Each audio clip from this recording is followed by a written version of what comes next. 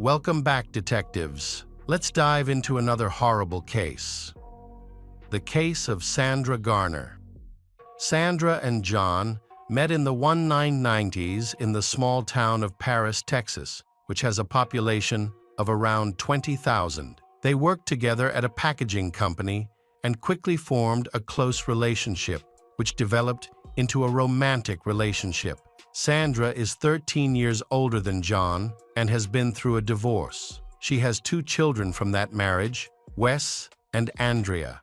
Although they appeared happy, their relationship faced many difficulties from the beginning. After dating for 2 years, they decided to get married. John became stepfather to Sandra's children, Wes and Andrea, and is also a husband who deeply loves his wife. They were married on January 1, 2000, in Las Vegas. John appears to be a friendly and sociable person, well-liked by most people. However, those who knew him closely were aware of his struggles with alcohol. When he drank, he sometimes lost control and became aggressive. Additionally, he dealt with mental health issues and was on antidepressants. John worked as the HR manager, responsible for hiring and firing employees. He especially enjoys firing people, which leads many to think that he enjoys the power he has over others. Overall, John was a caring person who loved his family. After the wedding, his life seemed to get better, thanks to the sincere love between him and his wife, Sandra. They felt very compatible and quickly got along with their children, especially little Wes. However, Andrea did not like John, her stepfather. This is a normal psychological reaction of most children when they do not want to accept their parents' new partner, and it usually requires time to adapt. In 2014, Sandra started experiencing health issues and was diagnosed with multiple sclerosis, which greatly complicated her daily life. This has changed their family life a lot. John had to do the housework and take care of Sandra. During this time, she tried to work remotely to help out financially. He willingly supported her, helping her with daily tasks and providing emotional support. As a result, Andrea witnessed the love between her parents and began to empathize with John. The relationship between Andrea and John improved. She started helping John with more housework and taking care of Sandra. This brought their family closer. Unfortunately, Sandra's health continued to decline. She faced ongoing struggles with her illness, impacting both her physical and emotional well-being. The medication she took provided only partial relief, alleviating some symptoms, but leaving her feeling emotionally suppressed. At times, she found herself searching online for ways to end her life, feeling overwhelmed by depression. During those times, she confided in John about her thoughts and expressed her worries about being a burden to him. John reassured her, saying that if she were to die, he would not want to continue living either. This conversation made Sandra realize that she could not leave her children without a parent. In that moment, John became her reason for living. As Sandra's health deteriorated, she decided to leave her job because she was unable to work, either in the office or from home. This meant that John was the only one earning money to support the family, causing further financial hardship. Even so, John showed no signs that he was stressed. He always supported his wife and children, was always by their side, and tried his best to help. In 2016, the family moved to a small town called My Sang, about 50 kilometers south of Taoist in Alice County. With a population of less than 1,000, My Sang is a friendly and cozy community. They loved it so much that they decided to buy a house there. John and Sandra have good relationships with both families. This was proven when John's relatives moved into a new house right across from theirs. They frequently organized joint events and celebrated holidays together. The backyard of John and Sandra's house became a gathering place for everyone. By this time, their children, Wes and Andrea, had moved out and were living independently. Sandra continued to battle her illness, but the family seemed to be doing fine, at least until 2018. On January 1st, They were set to celebrate their 18th wedding anniversary. They planned to have dinner at a restaurant and invited Sandra's son, Wes, to join them, while Andrea was away on a trip and could not attend. Wes arrived for the celebration and left around 7 p.m. Typically, Sandra and John went to bed early, around 9 or 10 o'clock, and that night was no exception. However, a terrible tragedy struck later that night. At around 1 o'clock in the morning, the 911 operator received a call from Sandra. She said she needed help and asked for both the police and an ambulance, as her husband John had been attacked. According to her, an intruder had entered their home, attacked her husband, and then forced her into the bathroom. There, the assailant ordered her to count to 100, threatening to kill her if she did not obey. She complied with his demands. Sandra told the dispatcher that her husband John was wheezing and likely still alive, and she requested help. The dispatcher provided instructions for performing artificial respiration, and she followed. Fishers were dispatched immediately, but it took them about 15 minutes to arrive. When they entered the house, they heard Sandra calling for help from the bedroom. There, on the floor, lay her husband, whom she had pulled from the bed to administer artificial respiration.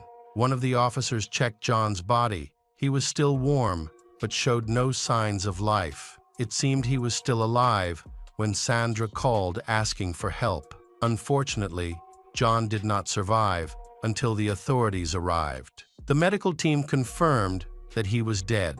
The officers then suspected that the attacker might still be in the house, so they conducted a thorough search but found no one else present. The killer had already escaped.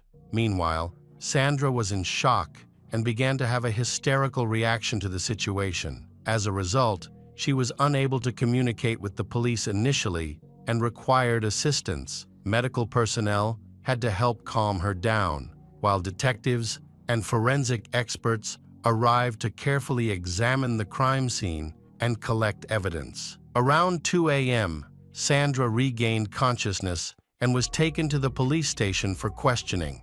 The police checked to see if her hands were stained with gunpowder and determined whether she was the person who attacked John or not. Forensic experts photographed the crime scene, collected the clothes she wore before the police arrived, and interviewed an important witness who could describe the attacker. The police hoped she could provide useful information to the detectives. However, her illness made it hard for her to focus. Even so, she made an effort to assist with the investigation. Sandra explained that she and John had gone to bed together before the attack occurred. Everything happened so quickly that she didn't fully comprehend what was happening or see the attacker clearly. She was overwhelmed with fear. She recalled being awakened by a gunshot around 12:45 a.m., followed by a second shot. In the bedroom, she saw a man with a flashlight and a gun jump from the bed to the floor. She hid and screamed, hoping someone would hear her and come to help. The intruder was wearing a blue sweatshirt and jeans, a mask, and was much taller than she was. Sandra pleaded with her attacker not to kill her. He responded that he was there to take revenge on John and meant her no harm. He explained that he had been working hard at the company where John worked, but he was fired several years ago, which led to him losing his home and ruining his life. This grudge against John was the reason for his actions. Then demanded to see the safe. Sandra led him to the closet, where the reflections from the metal door allowed her to get a better look at him. She tried to get a better look at him, but he threatened to kill her if she did so. Fearful, she turned away and stopped trying to look at him. Then, he opened the safe and handed over the money, which she estimated to be around $18,000. She couldn't provide an exact figure since it had been a long time since she last counted it, but she was confident that it was $18,000. The police had no way to verify this, so they had to take her word. After taking the money, the attacker ordered her to go to the bathroom and count to 100. The interrogation lasted several hours, after which the police allowed Sandra to return home. By then, Her family had gathered to support her during this difficult time. She needed them now more than ever. She was deeply saddened by what had happened. However, some family members doubted her sincerity. Many people noticed her strange behavior immediately after she spoke to the police. She returned to her house, even though the attacker might return, as if she was not worried about the incident. In fact, Sandra seemed to be hoping the man would come back so she could attack him. Meanwhile, her family arrived at her son Wes's house and informed him that John had been killed. He was shocked and immediately went to the police station to report the incident. What was strange was that he did this before going to visit his mother. He did not even call her to ask about the situation. Later, the police understood Wes's actions. He had something important to share with them. From the very first sentence, he confirmed to the police that he believed the murder was committed by his own mother, Sandra. However, he felt very embarrassed to say this because it was difficult to give testimony against the closest relative. He was skeptical that an intruder could have entered their home unnoticed, even though his parents had 2 dogs. These dogs should have barked to warn of danger. His statements puzzled the police. During the initial interrogation, Sandra's testimony was so clear and convincing that the police had no doubts about her. However, Wes maintained that his mother could have killed John, prompting the police to consider this possibility. Police thoroughly searched the entire crime scene, including the main house and several outbuildings like a garage and a barn. In the garage, they discovered Sandra's Ford Mustang. They were looking for her self-defense pistol, which Wes mentioned was usually kept in her purse but is sometimes hidden under the seat of the vehicle. Unfortunately, they could not locate the weapon. In the house, police discovered a total of 49 pistols and 10 rifles. All of these weapons belonged to John, a gun enthusiast who did not know how to store them safely. These weapons are kept all over the house, suggesting that John wanted a gun to be ready for use in emergency situations. This indicated that he might have feared an attack from enemies. However, one notable weapon was missing from his collection: a Taurus 38 revolver registered to Sandra. It is possible that the revolver was lost, stolen, or misplaced. Additionally, a small amount of gunpowder residue was found on her hand, which could have come from accidental circumstances, such as being near her husband John when he was killed. Besides, during cardiopulmonary resuscitation, Sandra touched her husband. The amount of gunpowder residue on her hands was minimal, suggesting she might have come into contact with it after the murder. Initially, she may have had more gunpowder traces, but they may have been deleted during the move. Although this evidence was circumstantial, it was quite suspicious, leading to her becoming a suspect in her husband's murder. During the investigation, police decided to examine Sandra and John's tablets and mobile phones. These devices were confiscated to analyze their messages and internet searches. Investigators discovered that Sandra was conducting very suspicious searches, including searching for fentanyl and other powerful drugs. Even more troubling, shortly before John's death, she had searched for methods to kill someone and ways to conceal a crime. However, these searches are not enough to definitely confirm her malicious intentions, as they are mixed with normal searches. Still, they raise suspicion. On January 4, 2018, police investigated the possibility that Sandra was involved in John's murder.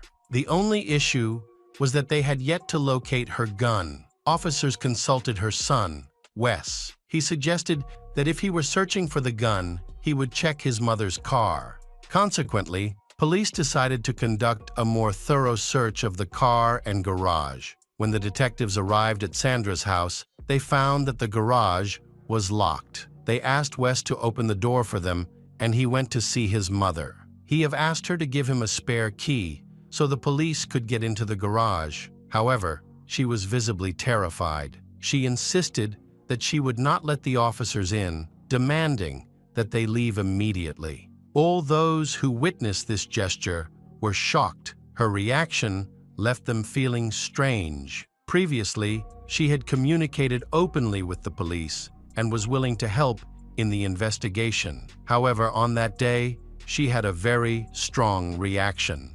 Initially, Sandra expressed disappointment with her relatives because they suspected her of guilt. Afterward, she left the house and went to her garage in an attempt to stop the officers from searching. However, her efforts were in vain. The police informed her that they would conduct a search, even if she did not want it. If she refused to provide the key, they would break down the door, since they had a warrant. Consequently, she had no choice but to comply and unlock the garage.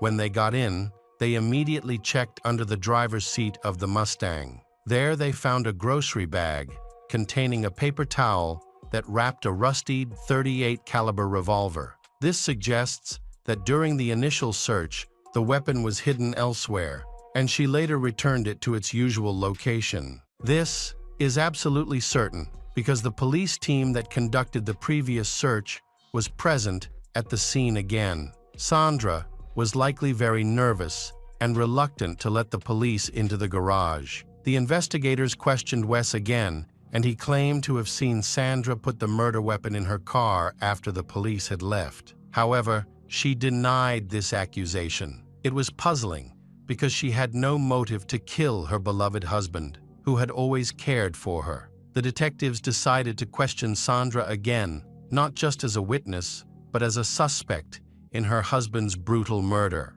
They made it clear they suspected her of the crime. They pressured her, accusing her of lying and trying to obstruct the investigation. Although she was visibly upset and denied any involvement in the crime, her emotional response seemed sincere. She confirmed that there were no weapons hidden in her car. She was emotional at the time and could not provide any further information. Experts analyzed the flight path of the bullet from the gun used in the case.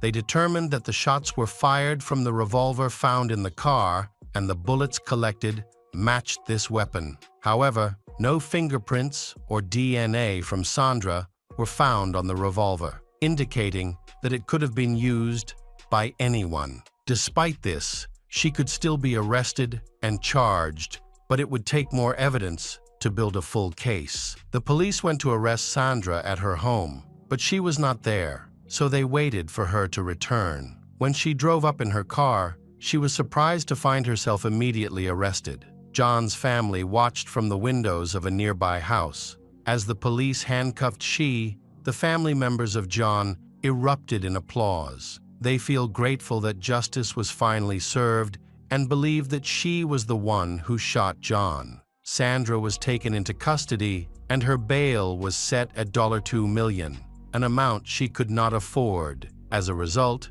she remained in prison for a long time. On March 21, 2018, Sandra Garner was officially charged with the murder of her husband, John. She spent a year and a half in prison, which took a severe toll on her health. When she appeared in court in September 2019 in Waxahachie, Texas, she looked very unwell. It seemed that the situation had drained her of her remaining energy. She appeared physically worn out and emotionally exhausted. From the outset, the prosecutor's office believed they had strong reasons and sufficient evidence to convict her. However, as the prosecution's case progressed, it became increasingly clear that Sandra might avoid punishment, as the evidence against her was largely circumstantial. One of the key witnesses in this case is Sandra's son, Wes. He actively sought to push the investigation forward, even implicating his own mother. Wes confidently claimed that the weapon should be in the car, despite the fact that investigators found it was not there previously. Typically, someone who shares such detailed information about a crime raises suspicions of their involvement. This led many to wonder, did Wes want John, his stepfather, dead? Did he orchestrate the incident to have Sandra, his sick mother, arrested instead of facing consequences himself? When investigators looked closely at Wes, they discovered several troubling issues. He was able to kill John because he had access to the entire house and knew where the gun was hidden. Investigators discovered that the suspicious online searches only occurred on nights when Wes visited his parents, John and Sandra, after they had gone to bed. Tablet searches can be traced back to Wes in the first place. He seemed determined to make his mother, Sandra, pay for this crime, and even implied that she had a weapon. Wes's alibi was highly questionable. He claimed that he was at home watching videos on his laptop at the time of the crime, but no one could verify this. He lived alone. And during the initial investigation, the police overlooked a crucial detail. His laptop was set to a different time zone. Additionally, Wes can set the video to play continuously while he is absent, meaning he had no real alibi. Furthermore, John had a motive, as he was named in John's will, and might have wanted to access his inheritance quickly. In contrast, Sandra had no reason to want John dead. John was a significant part of her life and had cared for her during her illness for many years. He is the only one who earns money to support the family, and they live in harmony and attached together. During the trial, it was highlighted that the police had failed to act professionally. It took them 15 minutes to get to the crime scene. The police who conducted the investigation that night were inexperienced, as they had never been involved in a criminal investigation before. This led to some serious mistakes. In addition, the police needed to use special bags to preserve traces of gunpowder on Sandra's hands, but they did not do so. Photos taken at the crime scene on a police officer's mobile phone were later accidentally deleted and could not be recovered. The officers also did not conduct thorough interrogations of former employees at John's workplace, although Sandra said that the killer was fired from John's company, and from then on, he developed hatred towards John. The police only conducted interviews with a few witnesses, and they prioritized questioning John's family. Consequently, the prosecutor had to address the defense's claims about the police's lack of competence. There have been numerous investigations into police misconduct, and those found to be at fault were disciplined. The prosecutor needed to clarify why the police did not collect fingerprints from the door handle of the Mustang where the revolver was discovered. Forensic experts might have found a fingerprint belonging to another suspect, the person who hid the weapon. If that person was really Wes, he could have entered the house without making the dog bark because they recognized him. However, there were uncertainties. Sandra cannot recognize her son Wes's eyes or voice. She said she felt very scared at the time, and due to her illness, it was difficult for her to concentrate.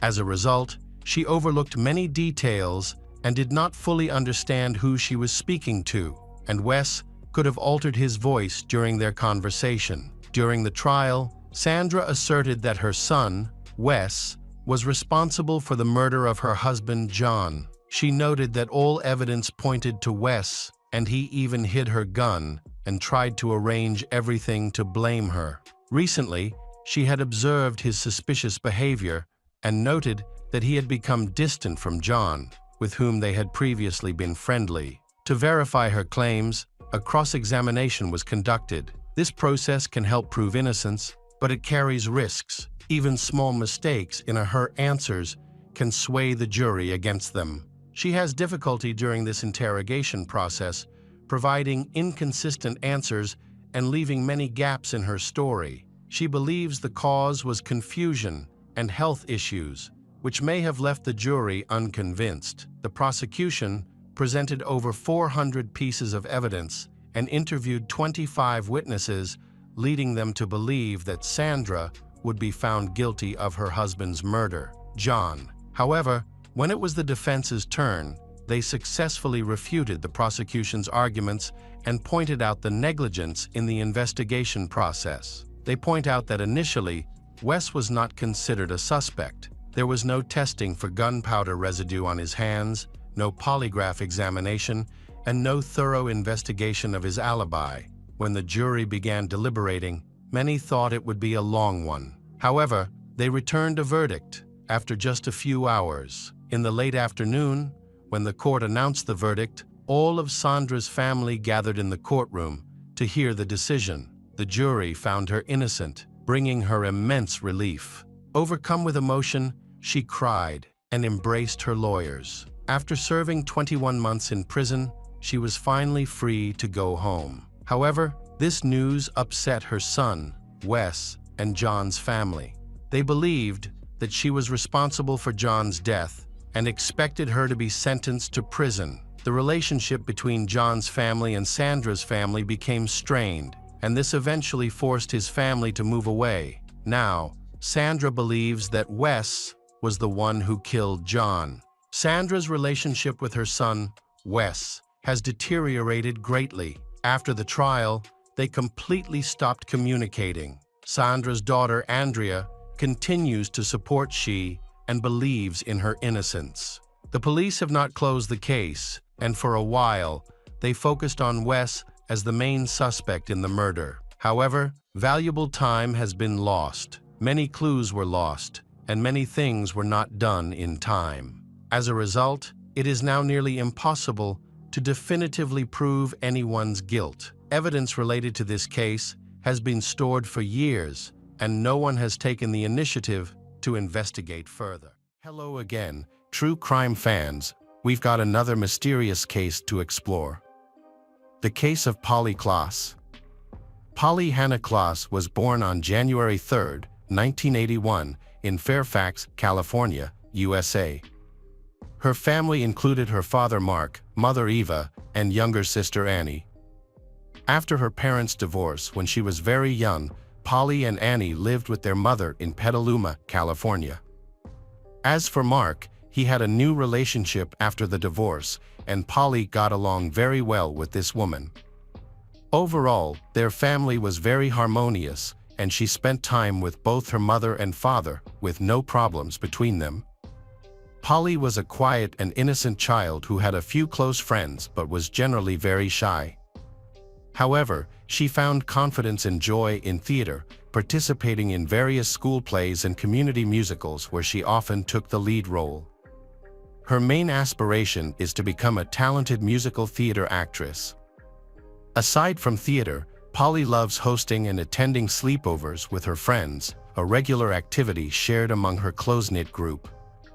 On October 1, 1993, Polly asked her mother if she could have two friends, Jillian and Kate, over for a sleepover.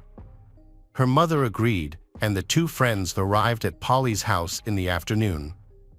They had dinner together, and the evening went smoothly until Polly's mother went to bed around 9:45 p.m. due to a bad headache.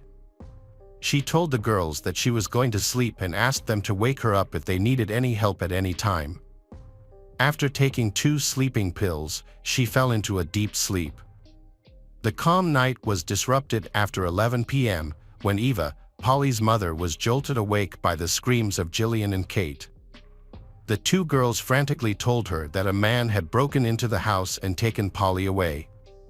Eva made an emergency call to the police and then went to check on her other daughter, Annie, who was in her room, seemingly unaware of the incident. When the police arrived, they started questioning Polly's 2 friends, Jillian and Kate. The girls explained they were in a room, select on a Halloween costume and just having fun. As the night wore on, around 11 p.m., Polly suggested it was time to go to bed, and her friends agreed. She offered to get the inflatable bed she and her mom had set up earlier so the 3 could sleep together. However, when Polly opened the door to her room, a man was standing in front of them, holding a knife and not wearing a mask. Since Halloween approached, 3 girls initially thought man's threatening claims were a prank and burst into laughter. However, the man's facial expression quickly turned to anger, causing them to realize the situation was more serious. He swiftly forcing the girls into a room, where he bound their hands and feet with rope. When questioned about who lived in the house, all 3 girls, including Jillian and Kate, provided the same answer: Polly. Next, the man removed the pillowcases from the pillows and placed them over Jillian and Kate's heads, preventing them from seeing. He instructed the girls to count up to 1,000. assuring them that he would temporarily take Polly away but return her shortly. Unbeknownst to the man, the girls peered through gaps in the pillowcases and noticed his swift departure. Then, they attempted to release themselves from the restraints. After about 30 minutes of struggle, they managed to break free. Upon escaping the room, they immediately sought out Eva to inform her that her daughter Polly had been taken by the man. Jillian and Kate provided the police with a detailed account of the events. They also gave a brief description of the man, who had not worn a mask and covered his face, allowing the girls to get a clear look at him. As a result, the police were able to create a sketch of the suspect to aid in the search. The investigation at Polly's house did not yield much evidence. Several footprints were found, but they all belonged to Polly, her family members, or friends who had visited the house recently. However, some unusual fibers were discovered on the carpet, which did not match the carpet in Polly's house. Further analysis revealed that these fibers likely came from the carpet of a vehicle. The police then analyzed the cars of individuals who were known to the family and had visited the house, but none of them matched the fibers. This led to the assumption that the fibers were from the kidnapper's vehicle. A palm print was discovered at the scene. At that time, fingerprinting and DNA technology had not yet advanced to the point where it could be compared to a database. However, the print was preserved for potential future use if a suspect was later identified. In Polly's room, a piece of fabric resembling silk was also found. The fabric had a distinctive pattern and appeared to have been cut from a garment with scissors. The police believed this fabric could serve as a valuable clue in the future. A hair was discovered, but its origin remained unknown since DNA analysis was not advanced enough to thoroughly examine it at the time. Polly's case generated one of the largest searches in the United States at that time. Thousands of volunteers joined the search, with 4,000 people combing neighborhoods, vacant lots, and large estates near her home. The police also attempted to locate drivers matching the suspect's description, but all did not bring any results. The police had a narrow 24-hour window to locate Polly after her disappearance, as chances of finding her alive would significantly decrease beyond that time frame. To expedite the investigation, they handed the case over to the FBI and launched an urgent search. However, as the days went by, hopes of a safe recovery Polly began to dwindle. During the investigation, police inquired about witnesses in the neighborhood, asking if anyone had seen anything unusual on the night of the abduction. Several neighbors reported seeing a suspicious individual lurking around the area, describing him as peculiar looking. They didn't think much of it at the time because they had no reason to believe the man was capable of committing a serious crime like kidnapping. As a result, they failed to report the incident to the authorities. The police shared a sketch of the suspect with the neighbors, based on a description provided by Polly's friends. The neighbors all recognized the man in the sketch. In a separate investigation, the police also questioned the teachers and staff at Polly's school to see if anyone knew the man or had any information about Polly's disappearance. Unfortunately, no one at the school had any knowledge about the man or the incident surrounding Polly's disappearance. The staff members all had alibis for the time in question, and none of them matched the description or resembled the sketch of suspects. The police have conducted a thorough and comprehensive investigation of the case, they comparing a fiber found in Polly's house to the car mats of teachers and school staff vehicles, but unfortunately, no matches were found. Over time, feelings of hopelessness and fear grew, not only for Polly's family but also for the authorities and the general public. Everyone is concerned about the threat this criminal may pose to society, so they demand that the police quickly solve the case. To gather more information, a $200,000 reward was offered to anyone providing information that could aid in locating Polly. This reward was funded by actress Winona Ryder, who also held a press conference to publicly appeal kidnapper for Polly's safe return. At the time, the internet was still in its early stages, and law enforcement agencies, including the police and the FBI, were unfamiliar with using the internet to locate missing persons. To assist in the investigation, 3 individuals from California took matters into their own hands. They created and posted a picture of Polly, a sketch of her suspected kidnapper, and an advertisement for a reward for any information that could lead to her safe return. Although social media platforms did not exist at the time, other online communication tools were available. As a result, approximately 25 million people in the United States viewed Polly's picture online.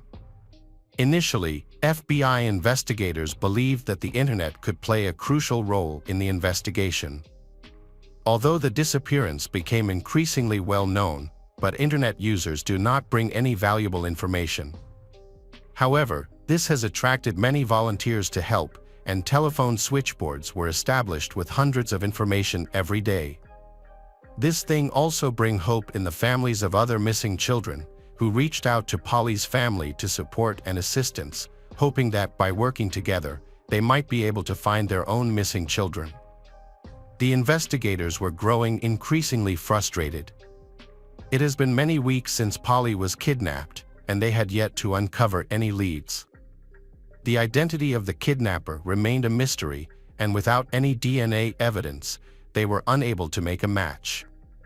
Not even a hair or palm print had been left found, leaving them feeling helpless. Finally, a new breakthrough in the case has come. A phone call was called to Polly's father, Mark. On the other end of the line, he heard a girl's voice that sounded uncannily like his daughter's. She claimed to be Polly and told Mark that she was being held at a hotel. The kidnapper had momentarily left her alone, and that's why she was able to contact he. However, before Mark could glean any more information, the girl hung up. Mark immediately rushed to the police station to tell the news. Unfortunately, the FBI at the time lacked the advanced technology to track a call that had already been disconnected. All they could do was wait anxiously for the kidnapper to make another move, so they can only sit and wait for a new call, hoping to trace it. A few hours after the first call, the same girl who had spoken to Mark called again. The police managed to trace the call, but found it odd that the location was not a hotel, as the girl claimed, but a residential neighborhood. When officers arrived and knocked on the door of the house where the call originated, they discovered it was a prank. It turned out a teenage girl, close to Polly's age, lived there, so their voices were similar. She explained that her friends had dared her to do it. The girl was not arrested or taken to the police station. Instead, her parents were advised to monitor her behavior and remind her not to joke about such serious issues. On November 28, 1993, nearly 2 months after Polly disappeared, police received a call from a woman. She reported that she found 3 suspicious items on a several-acre plot of land she owned. The police, along with the FBI, went to the location and found 3 critical pieces of evidence: a piece of silk identical to one in Polly's room, a pair of ballet shoes that Eva claimed were missing from the house the night Polly vanished, and some duct tape. These evidence led the police to suspect that Polly might have been in the area. Before all this evidence was discovered, on the day Polly disappeared, the same woman went to the police to report a problem. Strangers had been wandering onto her plot of land. She owned a lot of land, which was mostly forest, and had only one small house inside. Although there were signs indicating it was private property, there was no fence to keep people out, so many unknowingly crossed onto her land. Although her land had many intruders, but one particular out in her memory. On the night Polly was abducted, a man drove up to her house in his car, which got stuck in the mud. The nanny, who was caring for the woman's son, was the first to notice the man but didn't approach him because she was too scared. The homeowner also didn't approach him, as she thought he looked angry. They decided to call the police.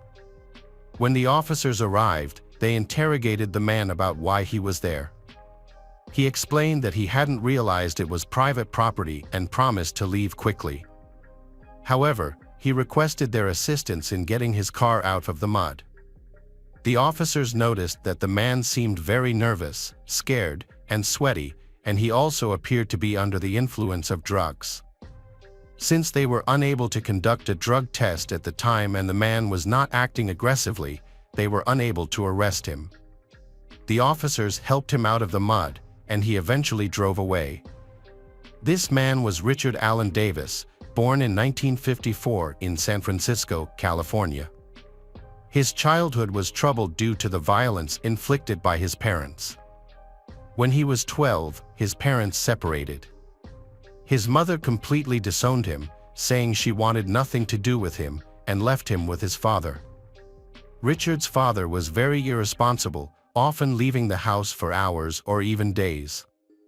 Richard was frequently left alone, sometimes staying with neighbors and sometimes staying with some of his relatives.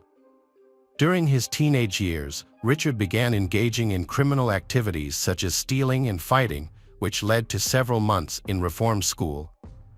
At 17, Richard committed a violent robbery that almost resulted in the victim's death. The judge offered him a choice: go to reform school or join the U.S. Army. Richard chose the Army but was dishonorably discharged in less than 2 years. As he grew older, his criminal record grew longer. Around the age of 20, he was sentenced to 15 years for robbery and kidnapping, but was released after 1 year on parole for good behavior. During that period, Richard was troubled by another accusation. Many of his friends suspected him of killing a 19-year-old girl named Marlene, even though the police acknowledged that she had left voluntarily.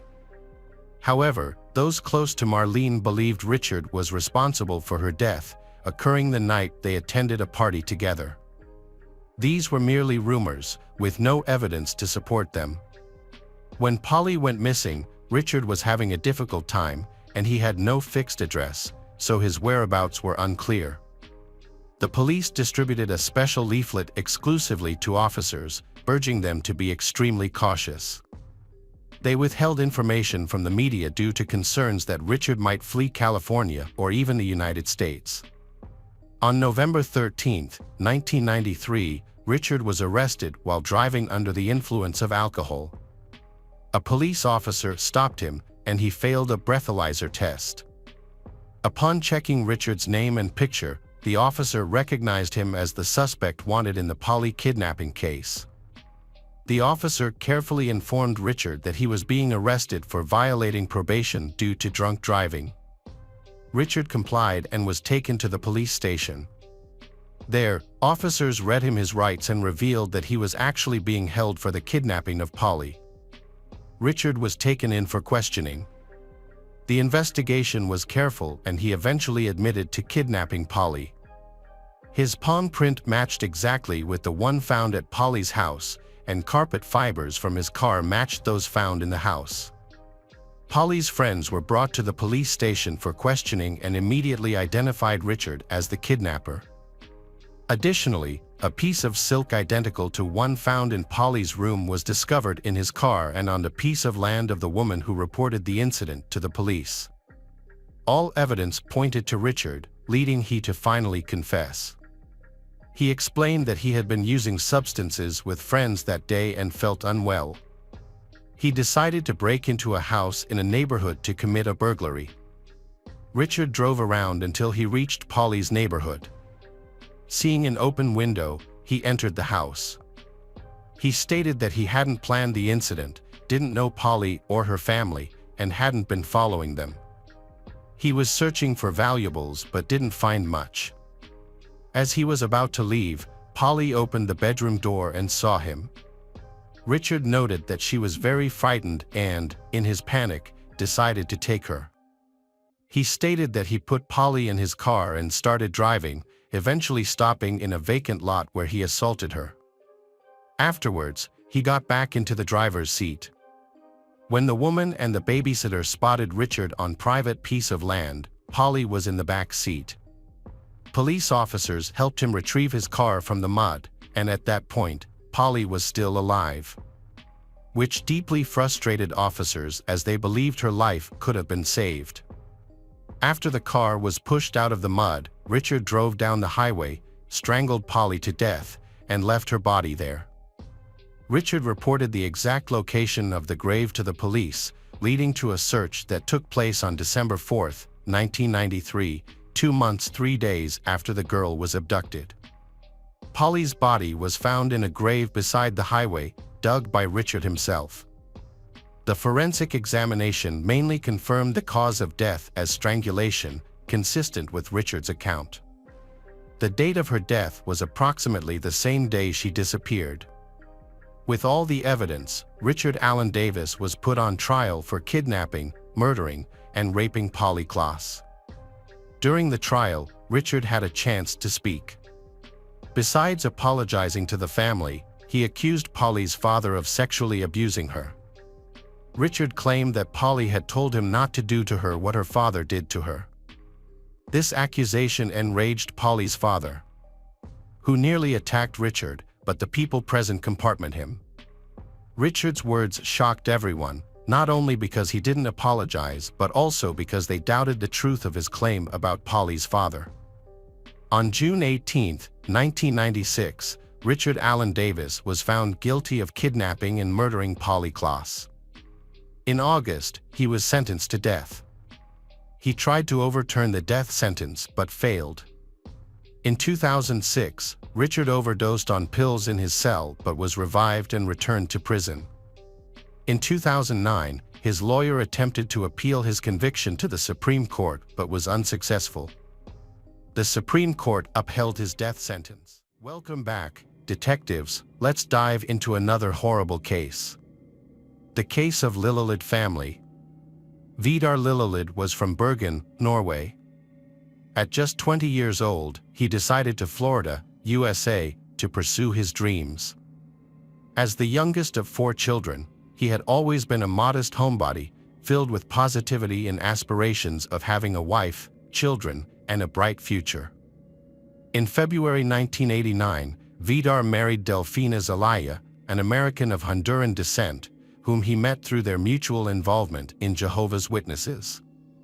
Then, they decided to move to Miami. In 1990, they welcomed their first child, a daughter named Tabitha. However, they soon realized they wanted a quieter life away from the hustle and bustle of Miami, forcing them to seek a more peaceful place to raise their children. Vidar and Delfina found a home on the outskirts of Knoxville, in a suburb called Powell. This typical American suburb offered tranquility, beautiful natural scenery, and a tight-knit community. The young couple was warmly received by the locals, and it felt like their search for a better living environment had finally come to an end, allowing them to enjoy a serene life. In 1995, Vidar and Delfina welcomed their son, Peter. As time passed, they decided to move to a larger home where each family member could have their own room. In 1996, they found the house that was built 50 years earlier, known for its remarkable architectural design, located in the suburbs. Upon moving in, the family quickly began planning for the future. Their first priority was to renovate the old house extensively and build several outbuildings. The couple eagerly started the renovations house, focusing on the guest house. Although the young family was not wealthy and chose the house for its affordability, they were aware of the significant work ahead and were motivated to tackle the difficulty together. Friends and relatives remembered Vidar and Delfina was enthusiastic people, attached to their faith, family, and aspirations. They worked diligently, with Delfina employed at a local restaurant and dedicating her free time to her family. The couple was very religious, and in April 1997, their local congregation organized a special event in a neighboring state for those interested in deepening their faith and learning effective practices. On April 6, 1997, the final day of the meetings, the congregation invited the family to dinner. However, Vidar and Delfina were want to get home because didn't have enough money for the meal. They had already spent most of their savings on the trip and new clothes for the convention. The young couple, along with their children, thanked the congregation for the invitation but chose to celebrate in a smaller setting instead. To commemorate the occasion, Vidar and Delfina planned a picnic on their way back to create a festive atmosphere for the children. They began their journey, but during the drive, their son, Peter, started experiencing a severe headache and complained to his parents. It was already 7:30 p.m., and darkness was approaching. Vidar decided to pull off the highway in Greene County, Tennessee. He parked at a rest stop and took a walk with his son to help him feel better. Meanwhile, Delfina and Tabitha went to the restroom, where they ran into some unfamiliar girls. As they waited at the restroom exit, Peter was already outside with his father, Vidar. After their short walk, the boy felt better, and they waited for Delfina and Tabitha to return so they could have a snack. At that moment, several people noticed them. In Knoxville, a small motel housed a group of young people from Kentucky who had moved into one of the rooms. The group consisted of 6 individuals: 18 years old Natasha Cornett, 17 years old Karen Howell, 20 years old Joseph Reisner, 14 years old Jason Bryant, 19 years old Edward Dean Mullins, and 18 years old Crystal Sturgill. Many of them faced legal issues, had abusive parents, and came from troubled family backgrounds, often dealing with domestic violence and academic struggles. These young people banded together to live and often lived together in a motel, often renting a room for a long period of time. On April 4th, they checked into a motel in Columbus, just days before the incident occurred in Tennessee. Their unusual and daring behavior quickly attracted the attention of the motel staff. They drew pentagrams and other symbols on the walls, feeling liberated and free from the supervision of older generations. This led them to disregard moral and social norms. Initially, their actions seemed to have a connection to occultism and self-harm. At night, candles flickered outside the motel windows. These young people used razors to cut their hands, which was both a protest against their difficult experiences and a silent plea for help that went unnoticed. This group was an attached relationship, with most having endured years of cruelty and oppression, ultimately leading to a series of the tragic incidents. The young people often acted inappropriately and caused big damage to the motel room. They broke furniture and painted on the walls, turning the room into a place resembling a drug den. Some of their actions appeared ritualistic, reflecting their inner turmoil. They actively took part in occult practices linked to Satan, but they sought to push the boundaries further. Psychiatrists who worked with these young people later realized that they were searching for their identity in life. Unfortunately, they had experienced years of abuse and cruelty, leading to a deep-seated resentment towards the world around them. In this environment, violence and bloodshed became common and a way for them to assert power among their peers. It's clear that their minds were not filled with good intentions or kindness. They formed a secretive community that was prepared for more than just drawing pentagrams. They were out for revenge. The most ruthless leader of this group was Natasha Cornett, who stated her intention to start Armageddon and insisted that nothing would stop them. They were resolute in their desire for revenge against the world. Before Natasha, there had been similar confessions, but they were largely overlooked. This lack of attention to her words likely contributed to her extreme actions. Natasha stated that she had been communicating with angels and demons since she was a child. From a young age, she referred to herself as the daughter of Satan and became obsessed with witchcraft, which worsened due to alcohol and drug abuse. In 7th grade, she developed an eating disorder that eventually resulted in her hospitalization in Lexington.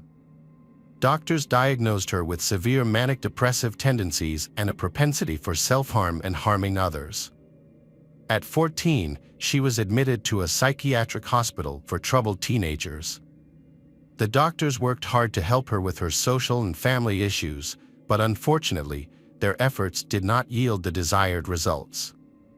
At 17, Natasha fell in love and married a man named Stephen Cornett. However, When Stephen realized that Natasha had serious emotional issues and posed a danger to herself and others, he decided to end their relationship. This breakup deeply affected Natasha, who was already struggling with her mental health, and her condition worsened after she moved to New Orleans. There, she suffered a brutal attack by 5 men, which resulted in severe emotional trauma and further deterioration of her mental state. Natasha became obsessed with the movie Natural Born Killers, which features a young couple traveling across America and committing murders. At one point, she threatened her mother with a knife and ran away from home. During this period, she was at her most unstable, posing a genuine threat to herself and those around her. She sought a way to bring her dark fantasies, inspired by the film, to life. After leaving home, Natasha met a group of people who shared the same difficulties as her. Among them was her best friend, Karen Howell, who was also interested in witchcraft. Karen came from a troubled family and had a history of substance abuse and alcohol problems. She often caused disruptions, both at home and elsewhere. During her school years, she witnessed her parents' tumultuous relationship, including violent arguments and physical abuse from her father. Like Natasha, Karen struggled with thoughts of self-harm and attempted to end one's own life 4 times. Karen's behavior was very unstable, making she could not integrate at school because she was often scolded and criticized by her teachers. She changed schools 4 times and eventually ended up being homeschooled. However, being at home with toxic parents only made her situation worse. During this time, she began holding spiritual sessions in an attempt to communicate with demonic beings, which was made worse by regular substance use. Karen became a passenger in a car that was transporting weapons for a gang. Driving the unreliable car was her boyfriend, Joseph Reisner, who was born in Khazar on October 13, 1976. He never knew his biological father and took on his stepfather's surname when the family moved to Georgia. Joseph's parents' relationship deteriorated significantly, leading to their divorce. His mother, Mary, became actively involved in church activities.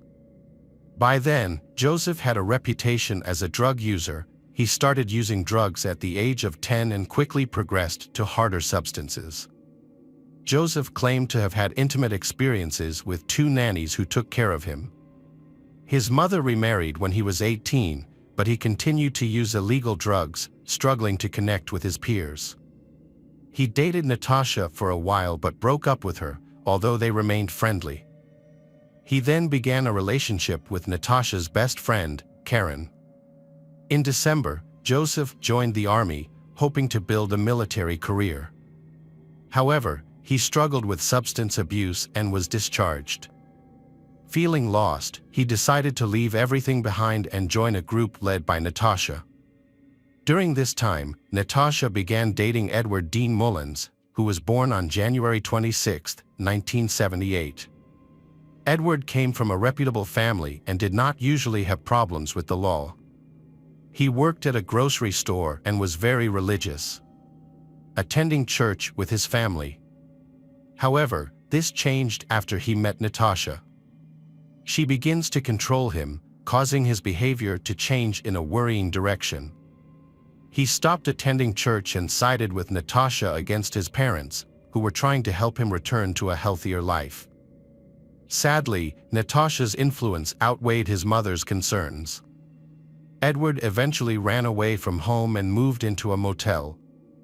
Their relationship deepened to the point where they began planning a wedding. The youngest member of the group was 14 years old Jason Bryant, born on July 18, 1982, in the small coal mining town of Helia. Despite his age, he had been on the police's radar for some time. His problems began after he using drugs and alcohol. In fact, his struggles started even earlier, as he had a developmental delay discovered in school, with an IQ of only 85. This thing caused emotional and social issues that negatively affected his life. His parents were indifferent to his struggles, and it was only after meeting Natasha that he decided to become part of the group. During this time, he was involved in a rehabilitation program where specialists tried to help him improve his condition. Unfortunately, their efforts were not enough, and he ultimately gave up on trying to change. Jason and Natasha even engaged in drinking each other's blood, believing it to be a demonstration of their deep love, convinced that it would strengthen their connection. On March 13, 1979, in the city of Harold, there was a girl named Crystal Sturgill who excelled in her studies. However, her life changed when she began using substances during high school. Crystal started smoking in the locker room, which frustrated her teachers. More serious issues emerged in December 1996, when Crystal entered adolescence. She began arguing frequently with her parents and isolated herself at home, which eventually led to her filing a police report. Crystal accused her father of long-term abuse and rape. She claimed that this abuse only ceased after she began dating. Her father denied the allegations, calling her a liar. Following a trial, Crystal was placed under the care of social services. Over time, she lived with 13 different foster families before meeting Natasha and joining her group. In fact, Natasha's Armageddon Cornet plan is already starting to become a reality. On April 6, the group broke into the home of a police officer living nearby. The homeowner was OTV. They successfully entered, stealing pistols of the .&P caliber, 2 boxes of ammunition, and $500 in cash. This marked the beginning of their plot for the apocalypse becoming a reality. Afterward, they returned to Nashville to commence their violent rampage. The group, made up of reckless young people, was traveling in a car that was in poor condition, seemingly on the verge of breaking down. The driver, worried about the car's reliability, was speeding over 30 kilometers per hour above the limit when the police stopped them. They received a fine, but this was just one of many legal issues they would encounter. Ultimately, the 6 Satanists, including Natasha, Edward, Joseph, Jason, Karen, Crystal, armed and prepared, safely reached their destination. They understood that they needed a reliable car to execute their plans. A key task for them was to find an appropriate vehicle, which they planned to steal. They had to move fast before their Chevrolet completely failed.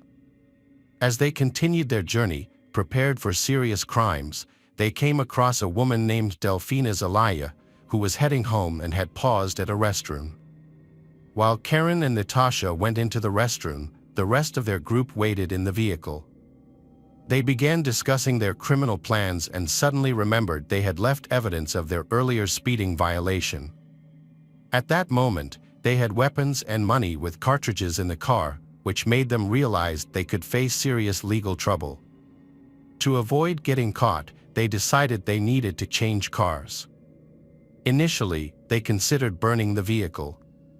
Just then, they spotted Peter and his father, Vidar, as the Lillelid family parked nearby. Natasha's group immediately attracted the attention of the Lillelid family when they came out of the restroom. Delphina approaches Natasha and Karen, who are wearing multiple layers of clothing. She asked if they believed in God, but they said no. She then offered them a religious brochure, while her friendly husband, Vidar, invited the people in Natasha's group to join their picnic. Natasha's group, identifying as Satanists, saw that the family Lillelid had come in a van, which they thought was ideal for their malicious intentions. This sparked a dark plan in the minds of Natasha's group decided to act. They casually joined the family's Lillelid meal. Joseph and Jason were the first to approach the table, followed closely by Natasha and Karen. Seizing the opportunity, Joseph slipped away to the car where Edward and Crystal were waiting.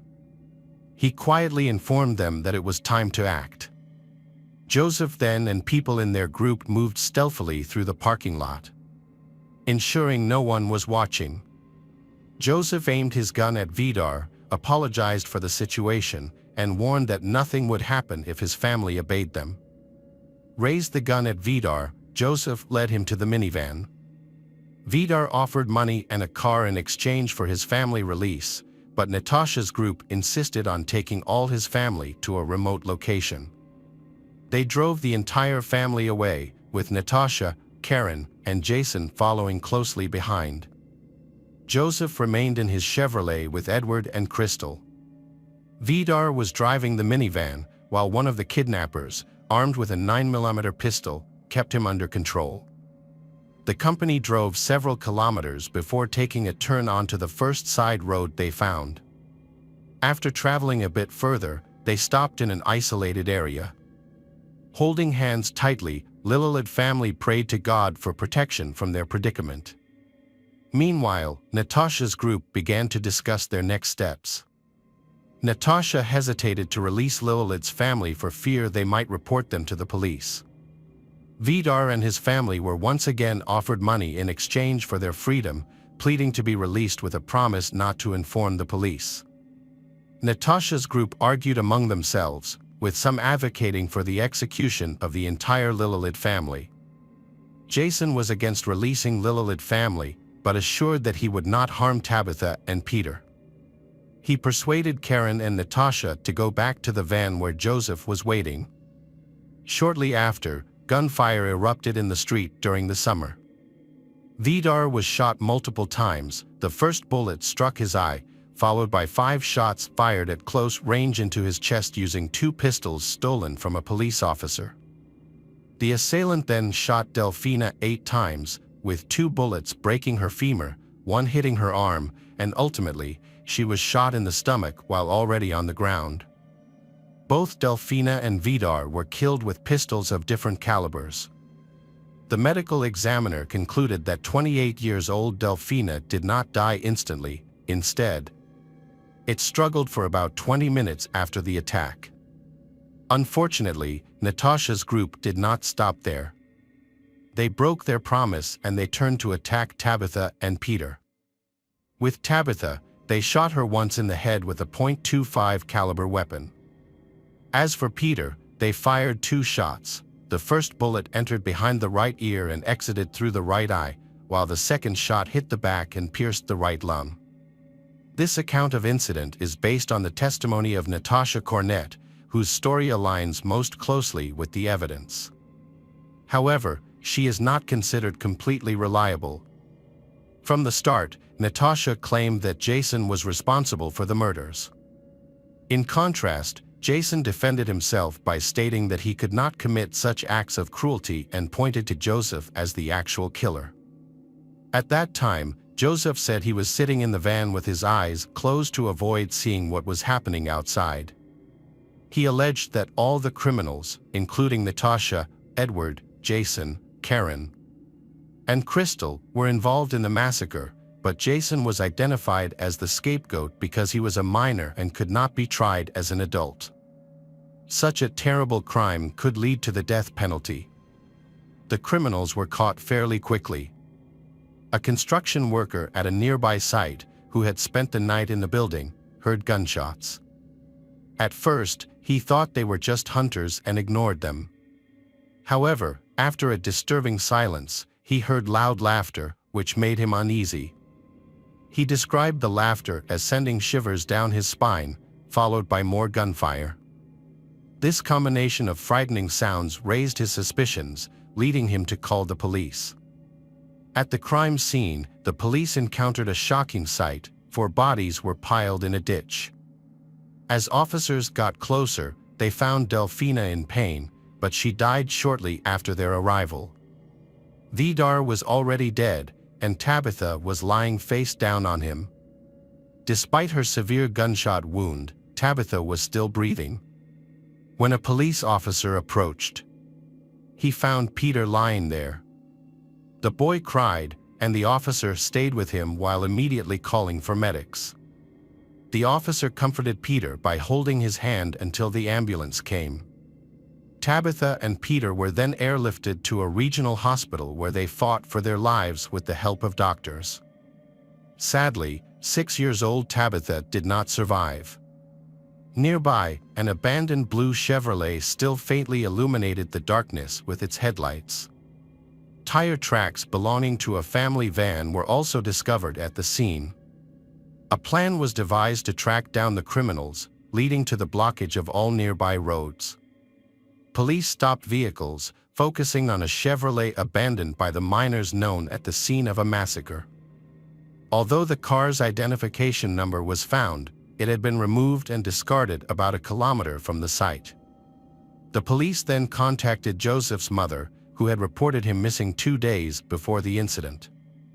She also mentioned Natasha, whom Joseph intended to elope with to Mexico. Their vehicle was detained at the Mexican border, where they had no identification documents. On April 8, around 5 p.m., they arrived at the U.S. border, and their car was checked against a database. It was discovered that the van was stolen and that the individuals might be involved in a triple murder. As a result, the group comprised of Natasha Cornett, Edward Dean Mullins, and Crystal Sturgill was arrested. After being detained, they quickly confessed to stealing the car and admitted to their involvement in the murders. They started telling a ridiculous story claiming that the Lillelid family died in an accident, saying they had been run over by a minivan during a U-turn. However, the police were aware that the Lillelid family had actually been shot, with gunshot wounds on their arms and legs. There were many conflicting accounts about how these injuries occurred. The judge received multiple requests from the defense to hold separate hearings for each defendant. The lawyers also asked for individual hearings. But all these requests were denied. For older defendants, including Natasha, Edward, Crystal, Joseph, faced the possibility of the death penalty, while Karen and Jason could receive life sentences without the chance of parole. The local community rallied together, demanding the death penalty for these violent criminals. Each hearing attracted a crowd outside the court, chanting for justice. During the interrogations, each person in Natasha's group attempted to blame one another for the crime. Most of them pointed fingers at Jason, citing his young age as a reason for their accusations. However, their accounts were all inconsistent, making it difficult to establish a clear timeline of incident or determine who actually shot Lillelid family. This uncertainty has led to ongoing debates, but the judge concluded that each member of the group contributed to the circumstances that resulted in the family's shooting. While not everyone pulled the trigger, all were present during the kidnapping and murder and did nothing to intervene. Despite having the chance to help, but none of them tried to save the Lillelid family, resulting in their shared guilt. The hearings commenced in March 1998. By this time, all 6 individuals had, including Natasha, Edward, Crystal, Joseph, Jason, Karen, on their lawyer's advice, pleaded guilty as part of a plea deal with the prosecution. This agreement secured them life sentences without the possibility of parole and allowed them to avoid the death penalty. However, many local residents opposed this thing, calling for the execution of the underage offenders. The 6 individuals are still seeking to have their cases reviewed, arguing that they were too young to fully understand their actions and that they were unable to resist the influence of the others. They continue to deny their involvement and shift blame among themselves. The first person to appeal was the group leader, Natasha, who, along with the others, was denied in 2017. Karen submitted a letter claiming her innocence, stating that she did not participate in the shooting of the Lillelid family and did not deserve life imprisonment alongside the actual murderers. She also addressed rumors that their group was a cult and that they arranged the bodies in a cross shape, asserting that these accusations were false and that they were merely a group of troubled teenagers. However, Karen's appeal was also denied because it was impossible to ascertain the level of involvement of each group member in the crime. 2 years old, Peter was the only survivor from Lillelid's family. The boy underwent a long recovery process, both mentally and physically, and now wears an eye prosthesis. Later, a custody battle ensued between the Vidar and Delfina families for Peter's care. In the end, he moved to Sweden to live with his aunt. Although he never completely overcame the trauma, he returned to the US as an adult, where he started a family and built a career. Welcome back, detectives. Let's dive into another horrible case. The case of Jean Domenico. Jeanine Domenico was born on August 29, 1959, in Massachusetts, USA. After graduating from college in 1987, she moved to Shore, New Hampshire, where she married Anthony Kaczynski and started a family. They had 2 children, a daughter named Nicole and a son named Charlie, born 2 years apart.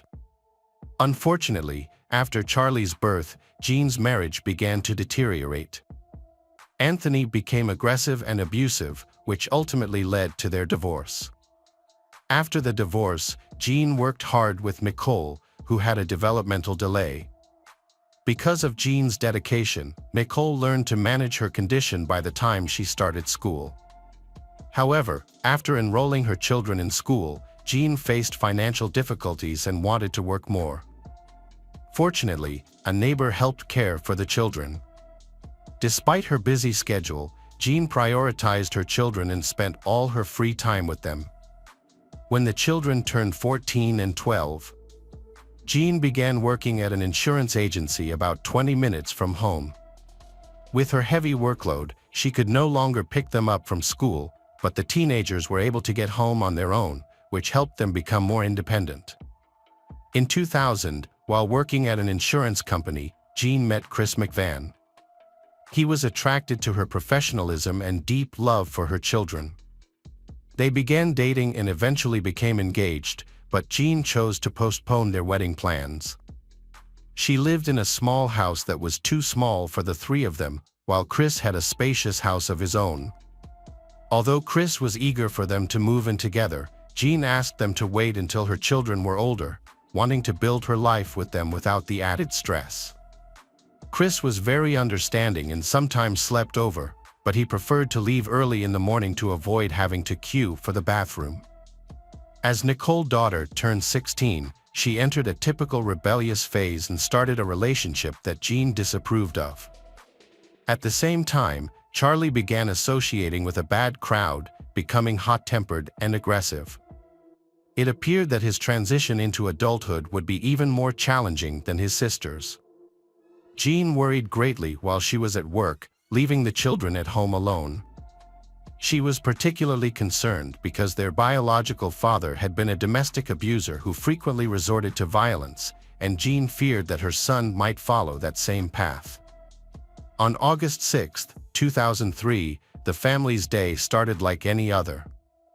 Chris woke up at 6 a.m., kissed Jean, and went to work, looking forward to dinner that evening. Jean finished work at 5 p.m. and went home, while Chris was still busy in a meeting. When Chris's meeting finally ended around 7 p.m., he called Jean to check in before they went out for dinner, but he was surprised when she didn't answer. He thought she might be out walking the dogs or busy getting ready. Before leaving the office, Chris noticed he had a missed call from his daughter Nicole, along with a long voicemail. In the message, Nicole sounded worried and frustrated because she had not been able to reach her mother or brother. She said she was going to be with her boyfriend William. The way she spoke was so chaotic that it was difficult for Chris to understand how serious the situation was. Chris decided to drive to Jean's house to talk things over. When he arrived, he quickly noticed Jean's car in the driveway, indicating she wasn't out walking the dogs, as they were barking in the backyard. Chris thought Jean should have been home for at least 2 hours and had enough time to finish her chores before dinner. However, the house was dark and there was no sign of her. Concerned and not getting any response to his calls, Chris used his spare key to unlock the door. Once inside, he found the house eerily quiet, with the lights off as if the power had been cut. He called out for Jean as he moved through the dark rooms, but there was no reply. As his eyes adjusted to the dimness, he spotted Jean lying motionless on the kitchen floor. Chris feared she had passed out again due to her new strict diet, as she had fainted several times before from hunger. Worried she might have hit her head, he rushed over, shook her gently, and called her name, pleading for her to wake up, but she didn't respond. In the dark, Chris saw a puddle of blood beneath Jean. Panicking, he took out his mobile phone and called the rescue service. When the dispatcher answered, Chris's voice trembled, and he mumbled in confusion. He told the operator that he thought Jean had fainted due to her diet and had hit her head, which explained the blood. Without any light, he couldn't grasp how serious the situation truly was. As he waited for the police and medics, Chris sat in a chair, trying to calm down. He failed to notice the bloodstains scattered across the kitchen or the broken and disordered furniture around him. On the refrigerator, there was a note from his daughter. It explained that she wouldn't be joining the family for dinner because she was going out with her boyfriend. The note was signed William and Nicole, expressing their love and gratitude for Jean. Throughout the ordeal, Chris stayed in contact with the 911 dispatcher. However, due to his panic and shock, he struggled to follow the instructions and couldn't check for a pulse. While on hold waiting for the police, he still clung to the hope that Jean was alive. He knelt beside her, cradled her head, and gently fixed her hair. He kissed her and whispered that he loved her. In that moment, he felt how cold she was and noticed her vacant, glassy eyes. Chris came to the painful realization that Jean was dead, but he couldn't accept it. The nearest police patrol was just minutes away from the Jean's home. When the officers arrived, they were confronted with a gruesome scene. 43-year-old Jean lay in a pool of her own blood in the kitchen, having been brutally stabbed and beaten. It was clear her death was violent. Understandably, Chris, her lover, became the primary suspect. He was visibly shaking when the patrol arrived, struggling to speak after discovering her body. Karen Smith, a 29-year-old mother of 3 and a frequent babysitter for Jean, saw the disturbance in the yard and went to investigate. While Jean's fiancé was in shock and crying, the police spoke with the neighbor, hoping she might have heard or seen something during the attack. Unfortunately, she couldn't offer any useful information. The police cordoned off the area around the house, preventing local residents from entering the secured zone while they conducted their investigation. When local residents learned about the murder, they were heartbroken. Jean was a kind and vibrant woman, making her death particularly shocking to those who knew her. Neighbors felt unsafe knowing that a dangerous killer was still at large. At the crime scene, police uncovered evidence of a horrific attack involving multiple knives.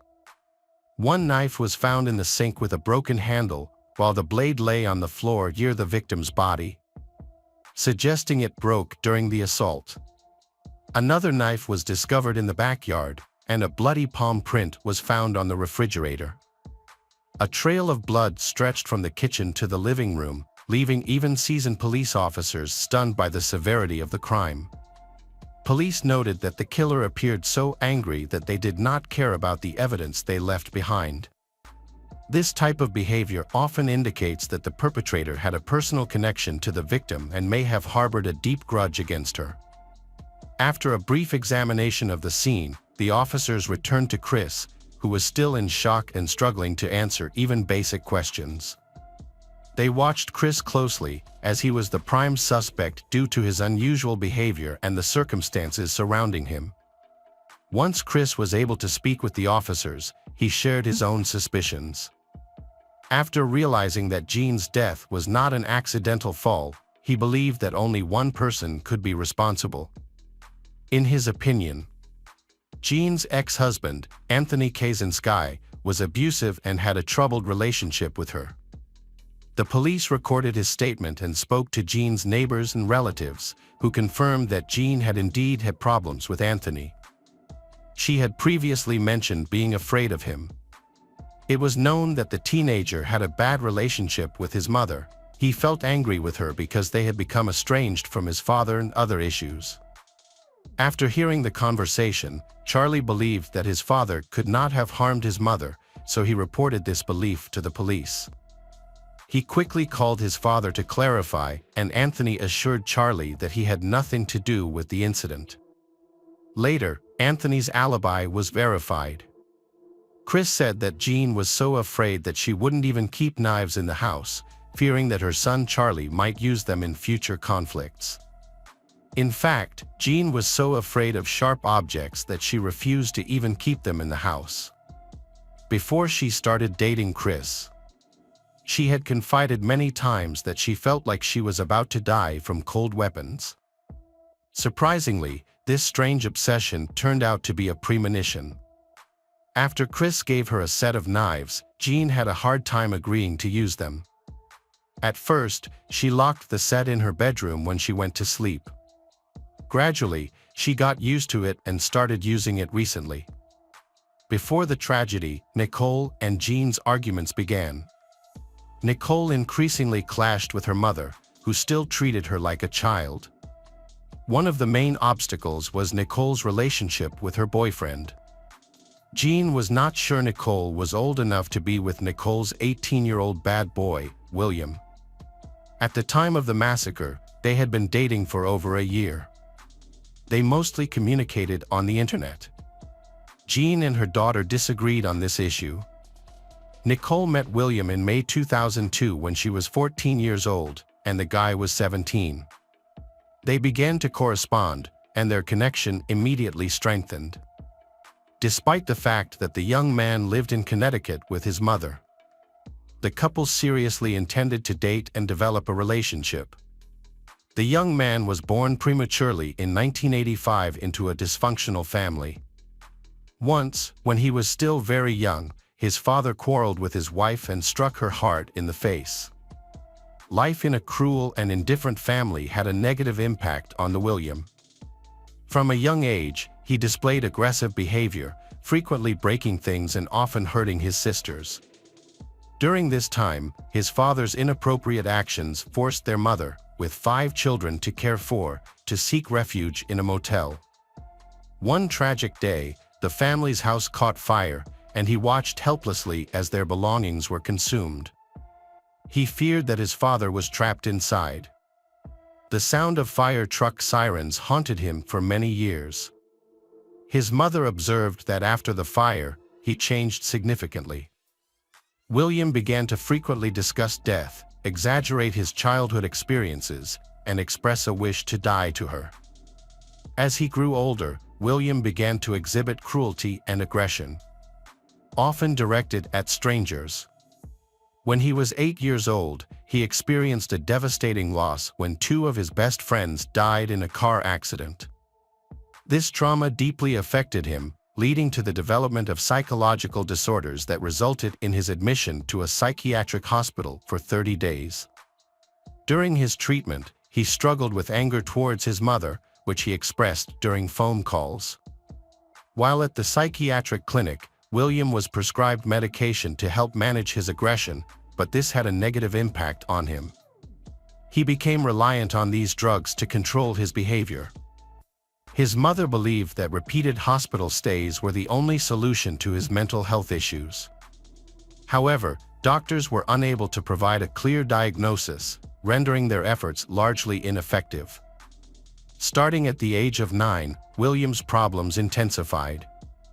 In 1994, he attacked one of his sisters with a baseball bat and damaged various items in the house.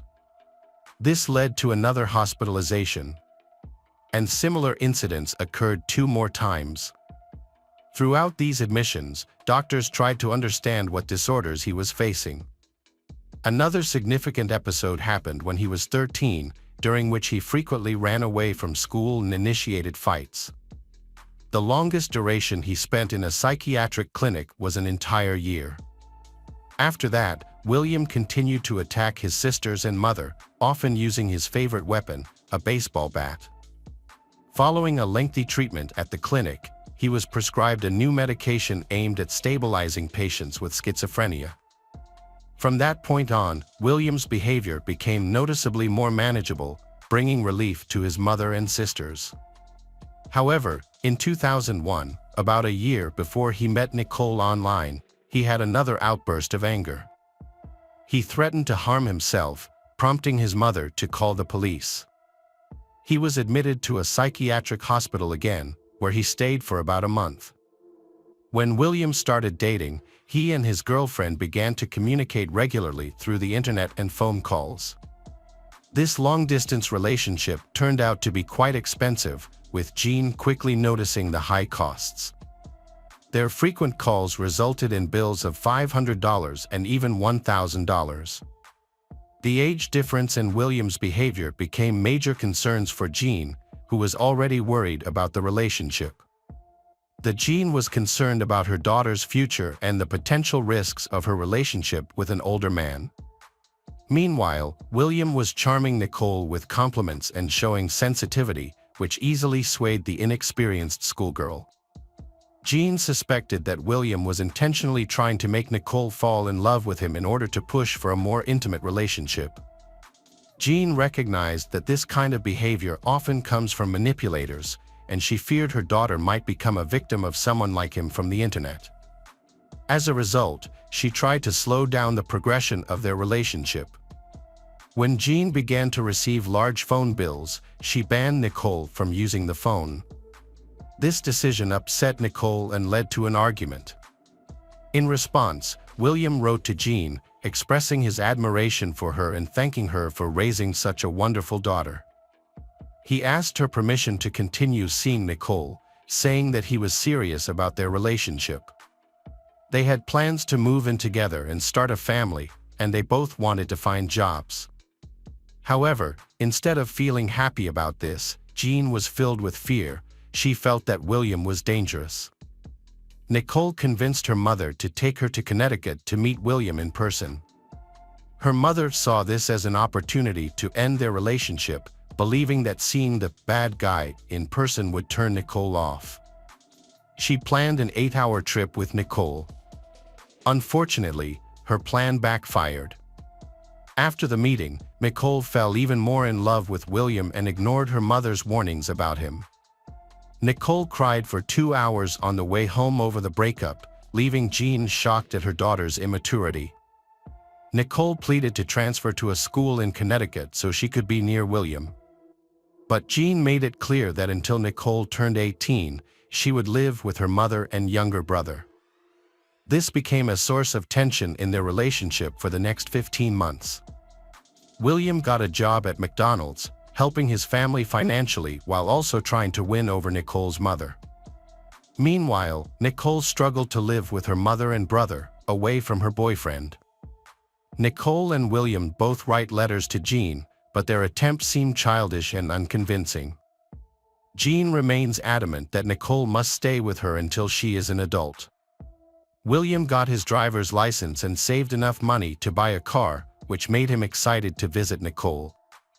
In August 2003, he fulfilled his dream and went to see her. Nicole's mother hesitantly allowed him to stay for just a week so they could spend time together. Because Jean worked long hours, she let William stay at her home when she wasn't there. Their neighbor, Karen, occasionally checked on them throughout the day, claiming she was protecting them from getting too close. This, of course, was naive. One day, Nicole asked Karen to buy a pregnancy test, revealing that she and William had grown intimate. Karen was shocked and intended to tell Jean about it, but she never got the chance. Tragically, Jean was found dead in her home.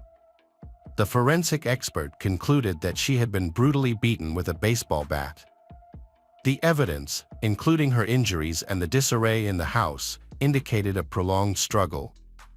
In addition to numerous blunt object injuries, 53 stab wounds were found on Jean's body, especially on her arms, suggesting that these were defensive wounds during an attack. The most severely injured areas of the Jean were her head, face, neck, and upper chest. The attacker intended to kill her. Forensic analysis revealed 28 stab wounds concentrated in the neck, face, and upper body, indicating the seriousness of the injuries. The forensic expert noted that the Jean suffered for a prolonged period. Despite multiple injuries, only one stab wound to her arm struck a vital area, rendering her unable to move or call for help. This ultimately led to her losing consciousness and dying during the assault. The attacker also punctured her lung, causing her to suffocate as it filled with blood. When Chris learned of the severity of the attack, he was devastated. At that point, he regained consciousness and was willing to cooperate with the police. He provided a DNA sample. Chris went on to blame Jean's ex-husband, Anthony, for the attack, saying that Jean had expressed fear of Anthony, claiming that he had threatened to kill her. In the evening, Nicole and William returned to the house but were stopped by the police cordon and not allowed onto the property. The officers were initially unsure of their identities. Once they recognized the young couple, the police detained them and took them to the station for questioning. William appeared very anxious and restless, explaining that his anxiety stemmed from mental health issues. His mood fluctuated rapidly. At times he was friendly and willing to talk, while at other moments he became aggressive and withdrawn. This erratic behavior raised the officers' suspicions. Nicole and William were interrogated separately. William stated that he last contacted Jean around 2 p.m. He mentioned that they had walked together in the supermarket and planned a family dinner with Jean and Chris that evening before he was supposed to return to Connecticut. He claimed he knew nothing about the attack. In contrast, Nicole began crying immediately, making it hard to understand her. She became even more distressed when she learned about her mother's death.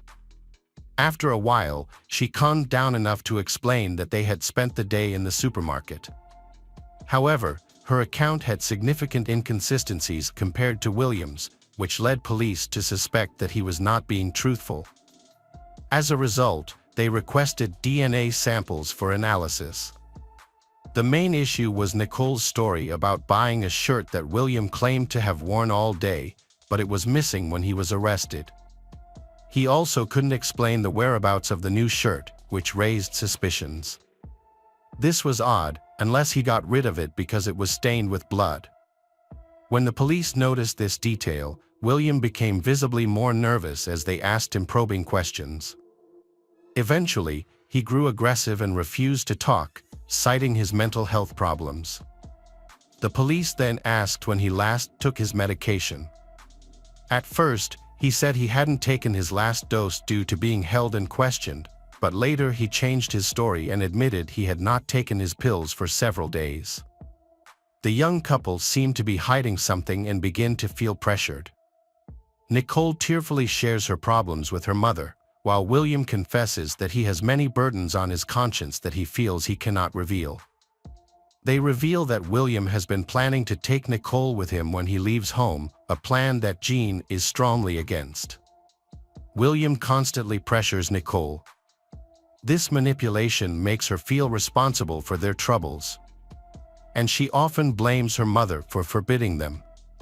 Eventually, the couple managed to escape from the police station, but they were caught again 2 days later. This time, Nicole and William confessed to killing Jean and were questioned separately. At first, William joked about her death, but it quickly became clear he was serious. He suggested they mix prescription drugs into Jean's morning coffee, thinking she would either overdose or fall asleep while driving, leading to a fatal accident. Unfortunately for them, their plan did not succeed. William came up with a new plan. He decided to add bleach to the cream that Jean used in her coffee. However, Jean noticed the strong smell and refused to drink it, which led them to think of more extreme measures. They considered setting Jean on fire in a car, but William's childhood fear of flames made that plan unfeasible. They then thought about blowing up the house with her inside, but that plan also didn't work out. Ultimately, William chose to confront Jean with a baseball bat, a weapon he had favored since he was a child. Initially, Nicole opposed this violent idea, but after some consideration, she changed her mind and agreed. On the day of the attack, William waited at home with the electricity turned off. Meanwhile, Nicole stayed in a car parked at a nearby store, making sure Chris wouldn't come back. When Jean entered the house, an argument broke out between her and William. In a sudden moment of escalation, he grabbed the baseball bat, marking it as the point of no return. The confrontation quickly turned violent as he swung the bat. Despite Jean's efforts to defend herself, he continued to strike her. Then, he picked up a larger knife and inflicted even more injuries. When police asked William how many times he stabbed Jean, he said it was about 8, but that was a significant understatement. In reality, he inflicted 53 stab wounds on her. After the brutal incident, William tried to clean up the house before going back to the car where Nicole was waiting. Visibly shaken, he urged Nicole to go home and get him a towel to clean up the blood, and she agreed. Nicole entered the house, unfortunately stepping over her mother's body. She left a note on the refrigerator, took a towel and a knife she found, but then discarded both items before going to get William a change of clothes. The police collected evidence at the crime scene, including bloody handprints on clothes and shoes. William and Nicole were arrested and charged with first-degree murder and conspiracy. From the start, William's lawyer highlighted his mental health issues. However, according to the prosecutor's office, William was aware of his actions during the attack and had meticulously planned the crime. Nicole convinced the prosecution to accept a deal. As part of this agreement, she later testified against William, resulting in her receiving a prison sentence. However, she could reduce her sentence by 5 years if she completed an educational program while incarcerated. In 2005, William's trial began. Nicole claimed her actions were motivated by innocence and love, but she had played a role in the tragedy of her mother's death. The defense highlighted William's family problems. It was known that his mother drank heavily during her pregnancy, which may have contributed to his premature birth and many of his developmental challenges. The prosecution argued that Nicole had incited him to kill his mother. Nicole was aware that her boyfriend struggled with anger management. According to the defense, she exploited William for her own gain. William argued that he should be placed in a mental hospital instead of prison. However, the trial did not support this request. The jury found William Sullivan guilty and the judge sentenced him to life in prison without the possibility of parole. Hello again, true crime fans, we've got another mysterious case to explore. The case of David Nixon. David Nixon was a friendly, ambitious, and optimistic man living in Grapevine, Texas. He had a talent for selling and was involved in trade. David married Donna Lella in 1990. The following year, they welcomed their son. He then ventured into real estate, which proved to be a successful field for him. Over time, he became one of the top agents in the city, handling million-dollar transactions. David's marriage ended in 1995 when he began an affair with flight attendant Lisa Hill. After the divorce, he stayed on friendly terms with his first wife, mainly because of their shared son, Nicholas. David then married another woman, but that marriage lasted only 2 years. He didn't remain single for long. Before his divorce from Lisa was finalized, he met a 27-year-old woman who initially overlooked his advances. Eventually, they decided to move into David's house together, which could signify his third marriage.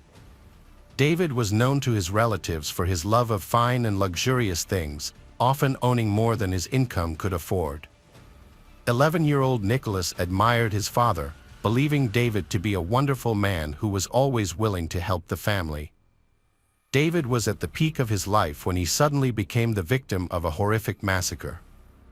On the evening of April 18, 2002, a passing motorist discovered a fire and reported it to the fire department. After extinguishing the fire, the firefighters discovered a human body. They quickly called the police. In the middle of the night, a police investigator arrived at the scene of a fire at David Nixon's home in Grand Prairie, Texas. David had recently moved to the area. As the officer stepped out of his car onto the front driveway, he was hit by the horrible smell of burning flesh. He found a body wrapped in a partially burned sheet. Further investigation revealed it was an electric blanket, along with a sturdy camping tarp and rope that held everything together. When police examined the body, they found it was too charred to tell whether it was a man or a woman. However, they were able to determine that the deceased had fair skin based on the remaining facial features. It took several hours to carefully remove the body from the scene of the fire. During their investigation, they discovered several fibrous materials that could have been used to start the fire. These materials were later identified as electric blankets. Unfortunately, they did not find any other significant evidence to identify the suspect. A forensic expert analyzed the case and concluded that the victim was a man in his 40s who was murdered by a single gunshot to the heart before a fire broke out. There were no signs of a struggle, suggesting that the victim was caught off guard, possibly while sleeping.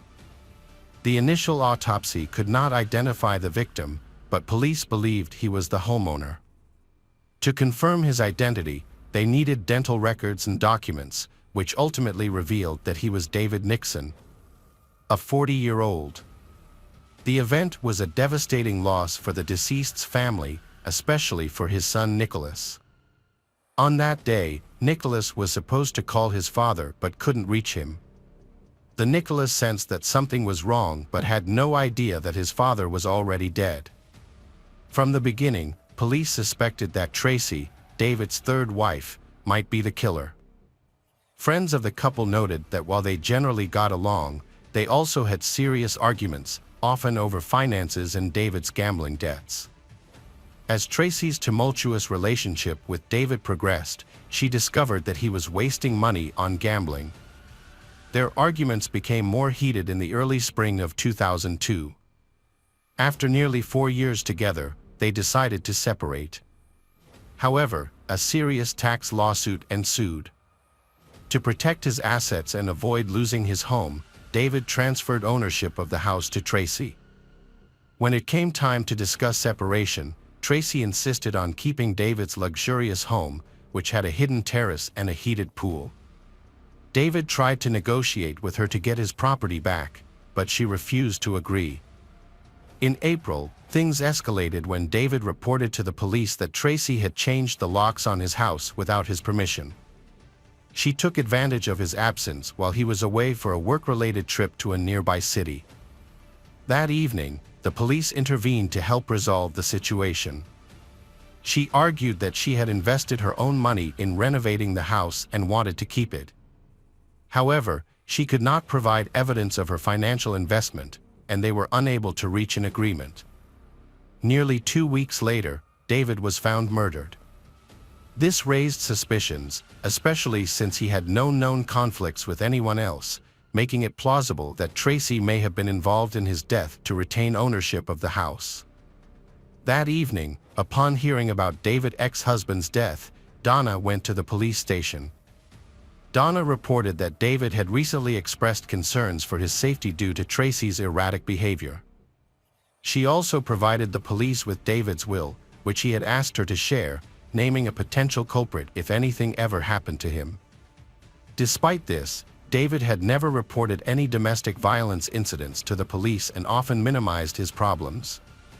Donna understood the risks David faced during their property division, as he consistently sought to resolve conflicts peacefully. However, it seemed that Tracy was provoking new conflicts. Donna called the police to her ex-husband's home when her son could not reach his father. Donna had previously contacted Tracy to find out what might have happened, but Tracy dismissed her concerns.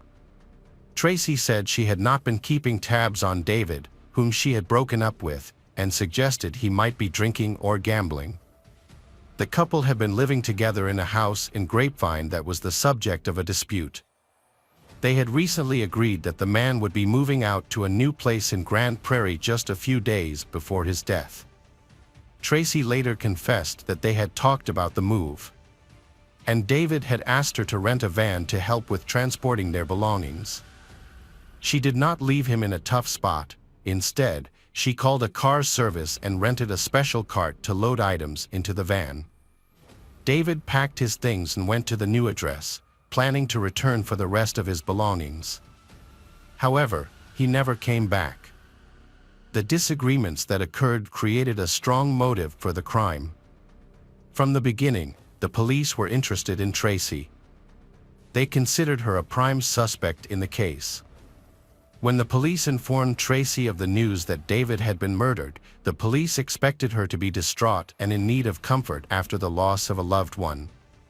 However, her reaction was unexpected. She was indifferent, uncaring, and showed no signs of distress. From that moment on, the police began to confirm their suspicions. Tracy revealed that she and David had had a serious disagreement in the months before David's death. With tears in her eyes, she shared that just before these events, she had lost her child, which made the situation worse. Last fall, Tracy discovered she was pregnant, which coincided with the decline of their relationship. In addition, she was dealing with health issues that contributed to her emotional struggles. Realizing that it was not the right time to have a child, she chose to terminate the pregnancy. Despite her decision, she still held David responsible for the loss of the child. It's important that police found no evidence of Tracy's pregnancy, as there was no documentation to support her claims. Everything was based solely on her statements. During the first interrogation, police closely observed the Tracy, and afterward, every officer was convinced that she was not telling the truth. They noted that she gave evasive answers, appeared confused in her testimony, and her body language often suggested she was lying.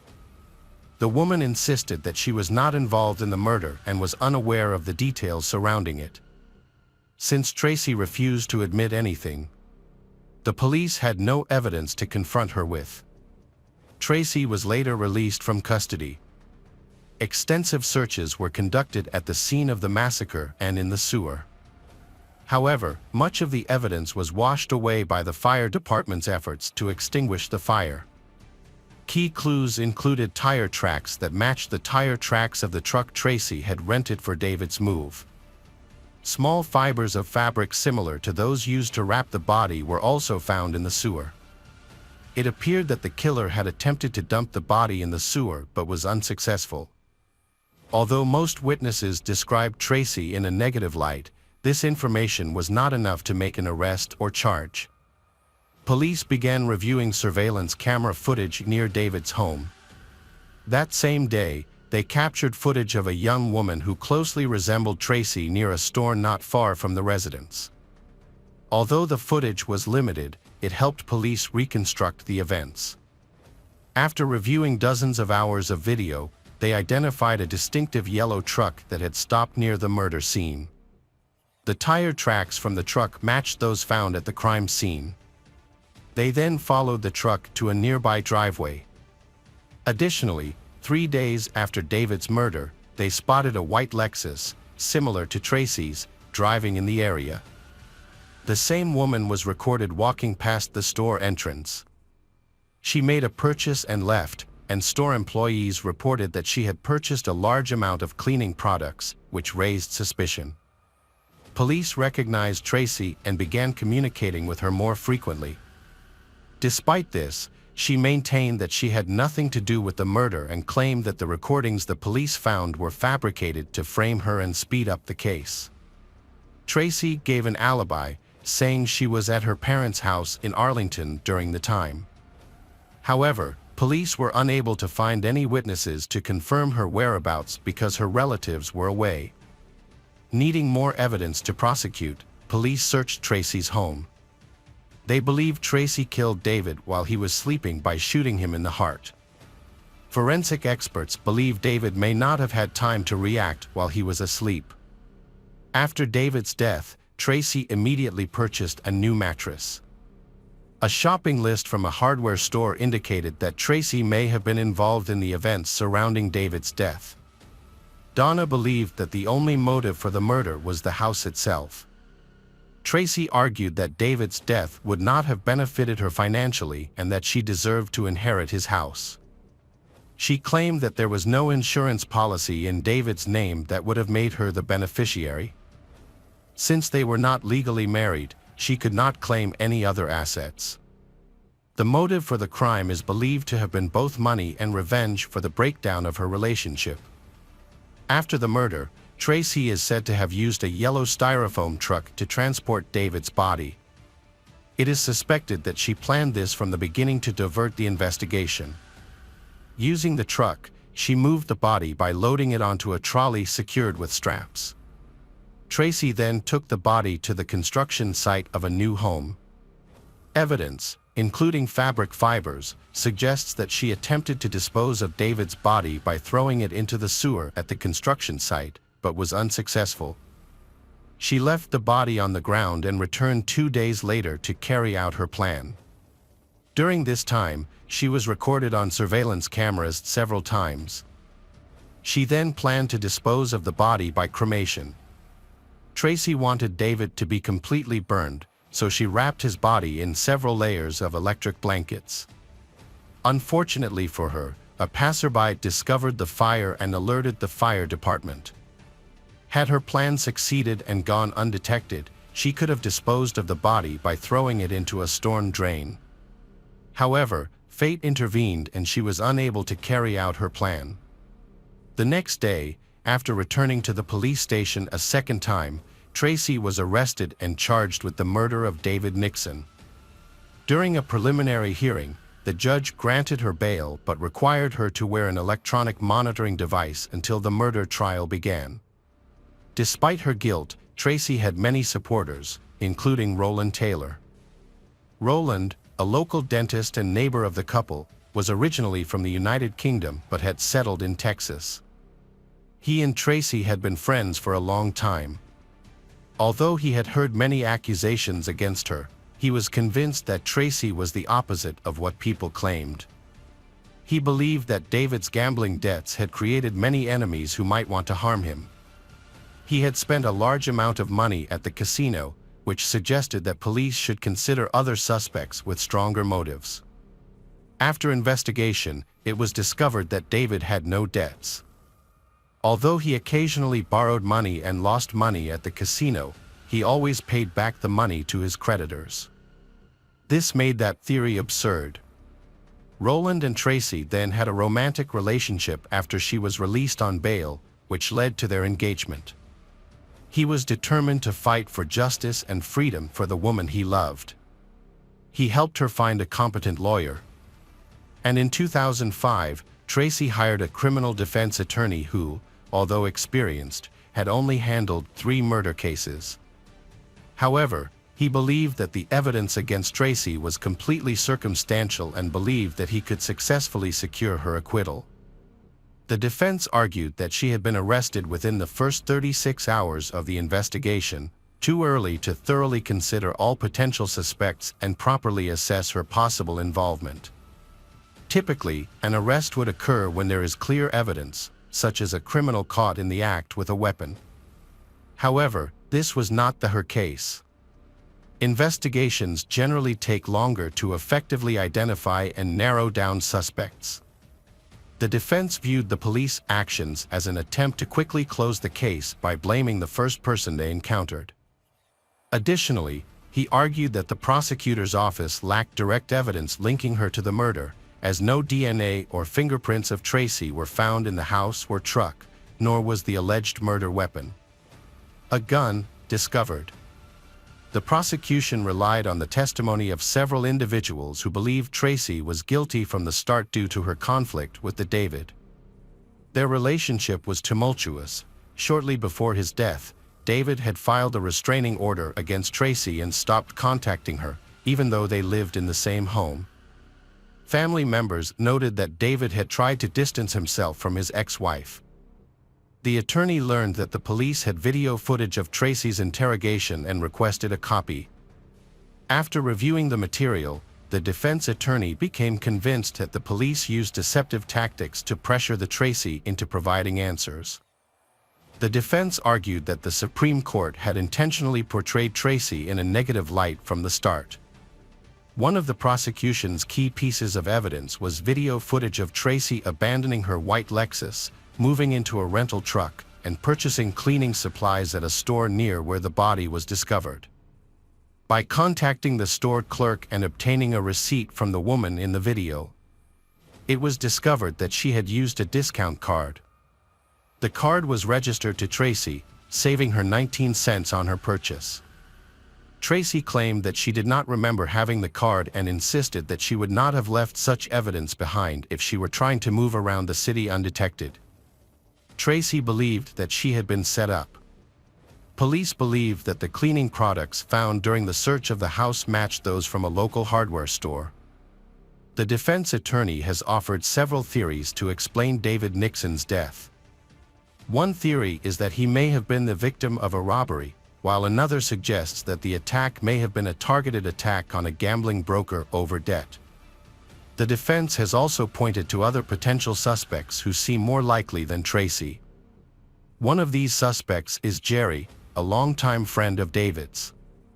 They had vacationed together at a lake house, and Jerry frequently visited their home, where he knew Tracy well. The woman suggested that Jerry may have borrowed money from David, which could have been a motive for the murder. The police decided to investigate Jerry, who quickly admitted that he understood Tracy's attempt to blame him. He was an easy target because he was a close friend of David's. Although he occasionally borrowed money from David, he denied any involvement in the case. According to Jerry, he sold his old car 2 months before the tragedy because he needed money. He asked David for a large sum of money, and David agreed to help him. However, after Christmas, Jerry paid David back all of the money. Jerry did mention that he and David had planned to have a drink that day. The last time he heard David's voice was early in the morning of the day David was murdered. On the morning of David's murder, Jerry and David spoke on the phone and made plans to meet. However, David never showed up and stopped answering his phone. It was only later that Jerry discovered what really happened. Jerry claimed that he had not seen David that day and that since there was no debt between them, he had no reason to commit the crime. When this lead failed, Tracy pointed to another potential suspect, David's first wife, Donna. Just 2 months before his death, David had purchased a $500,000 life insurance policy in New Mexico, naming their son as the primary beneficiary and Donna as the secondary beneficiary. Since the boy was too young at the time, Donna received the payout after David died. Tracy was not named on these policies, leading her to believe that Donna would benefit from David's death. After David's death, Donna received a small sum of about $10,000, which would help her support her son. She found it absurd to think that the money was a motive for the murder, noting that David would have paid her more in child support while he was alive. Meanwhile, Nicholas's son insisted that only Tracy could have harmed his father, as he had witnessed their violent arguments. Tracy's attorney argued that the prosecutor's office lacked solid evidence against her and that police had not thoroughly investigated other potential suspects since David's murder. Tracy and her attorney eventually went to trial, confident of their chances of winning because they had dismissed the prosecutor's allegations. However, the prosecution was convinced of Tracy's guilt, describing her as an unstable and aggressive. The motive behind the case centers on a house, which poses a serious threat because the David may contest the re-registration of the property in Tracy's name and reclaim it. The attorney repeatedly argued that the charges lacked forensic evidence. There were no witnesses and the murder weapon had not yet been found. The defense believed that the available evidence would not be sufficient to support the charges. Tracy believed that the case was a carefully orchestrated plot, asserting that she had been wrongly accused. She felt that the police had not investigated the case thoroughly. The prosecutor had important information from Nicholas, the David's son. Nicholas claimed that his father had kept the same pistol in a safe in the bedroom of the home David shared with Tracy. However, police were unable to find the weapon for ballistics testing. Nicholas believed that the Tracy had opened the safe, used the gun, and then discarded it. Tracy, on the other hand, claimed that David had never kept a pistol in the home and that she had never seen one. However, She could not explain why she had purchased a new mattress so soon after David's death. It appeared that the old mattress had blood on it and had become a crime scene. The prosecution said that the store staff recognized Tracy and confirmed that she had purchased a large quantity of cleaning products that could be used to remove blood. They advised Tracy to use hydrochloric acid, but it was not available in stores, so they suggested she order it online. She also purchased other items, all of which were later found in Tracy's home during a search. The prosecutor's office believed that the evidence allowed them to piece together the events of the case. The defense attempted to suggest that Donna could be the likely killer due to her strong motive. However, Nicholas's mother only received $10,000, which was insufficient to consider a violent act. They also tried to implicate David's second wife, Lisa, in the murder. Police conducted a thorough analysis of potential involvement by Donna and Lisa, examining cell phone records and geolocation data. Ultimately, they found no connection to the crime. Additionally, both Donna and Lisa had a positive relationship with David, which was confirmed by numerous witnesses. They also had credible alibis, and Lisa had no motive whatsoever. By the end of the trial, Tracy's confidence had plummeted. She expressed her frustration by saying, "I don't believe in justice anymore. I don't know how I'm going to feel after this." The trial lasted 2 weeks, and the jury found Tracy guilty of murdering David Nixon. They reached a verdict in less than 4 hours, resulting in her being sentenced to 40 years in prison. The victim's family was completely satisfied with the outcome, and many felt relieved. Roland Taylor stayed loyal to his fiancée, insisting on her innocence and visiting her in prison. With his support, Tracy filed an appeal, but it was ultimately denied. She will be eligible for parole in 2024 when she turns 55. Hi everyone, thanks for returning. Let's unravel another perplexing mystery. The case of Brian King and Christina Benjamin. On July 29, 1993, it was a hot day in Alice County, Texas, USA. Despite the heat, a road crew was working on Cato Road to prepare the ground for asphalt. During their break, one worker leveling gravel spotted something unusual in the thick bushes across the Smith Creek River. The object, about 100 meters away, had a grayish color that made it stand out from the surrounding greenery. Curiosity prompted the worker and a colleague to climb over a barbed wire fence to investigate the mysterious object. As they got closer, about 10 meters from the object, a foul stench hit their noses. The stench became unbearable, and they covered their noses with their clothes. As they got closer, they discovered that the object was a corpse. It appeared to be a she, probably of school age. The gruesome sight showed torn flesh covered in flies, but the most shocking aspect was that the girl's head and arms were missing. The workers quickly notified their supervisor and decided to call the police. Without cell phones and far from the nearest town, they decided to leave one worker with the body while the other went to a small neighboring town to seek help.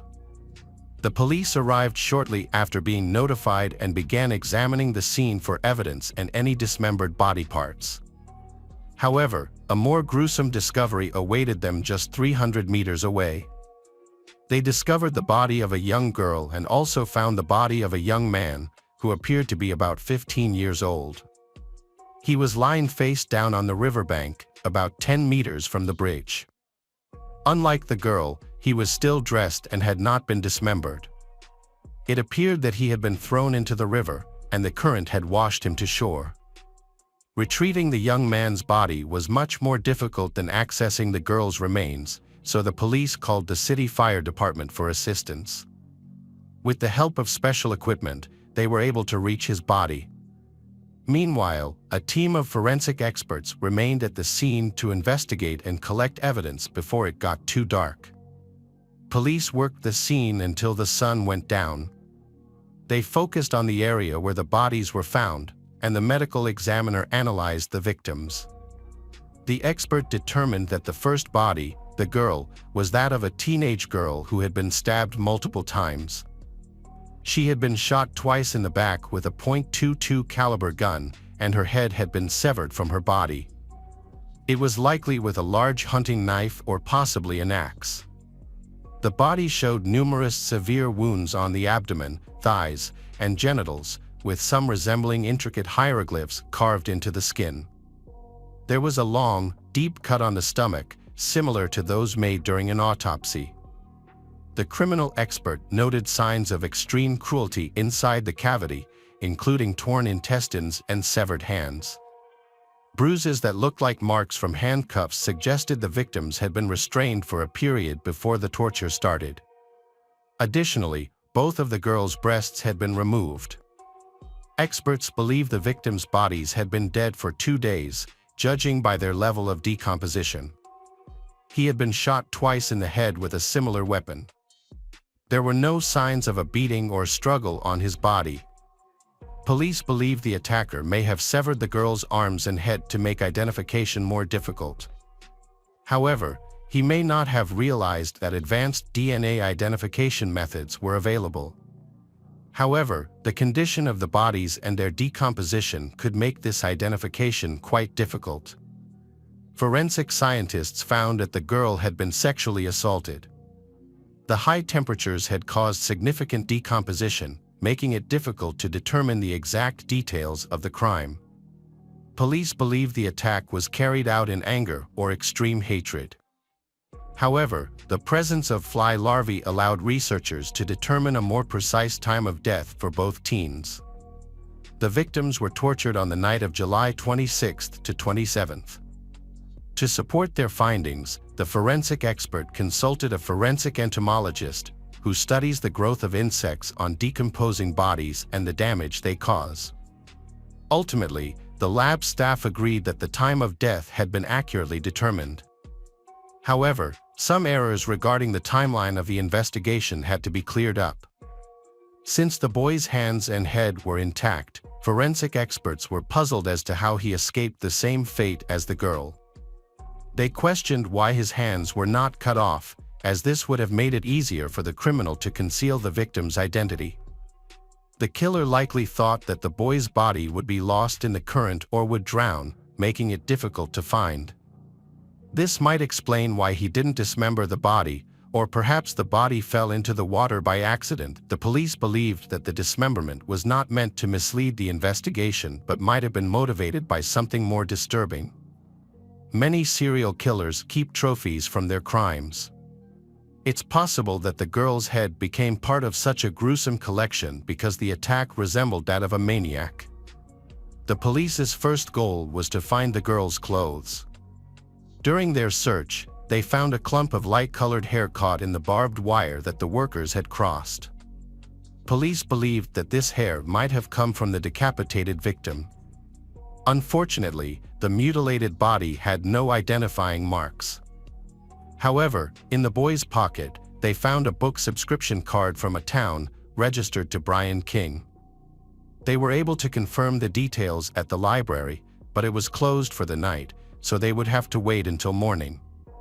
The next morning, the police station received a report about the disappearance of 2 teenagers from a small town, the same one where the library was located.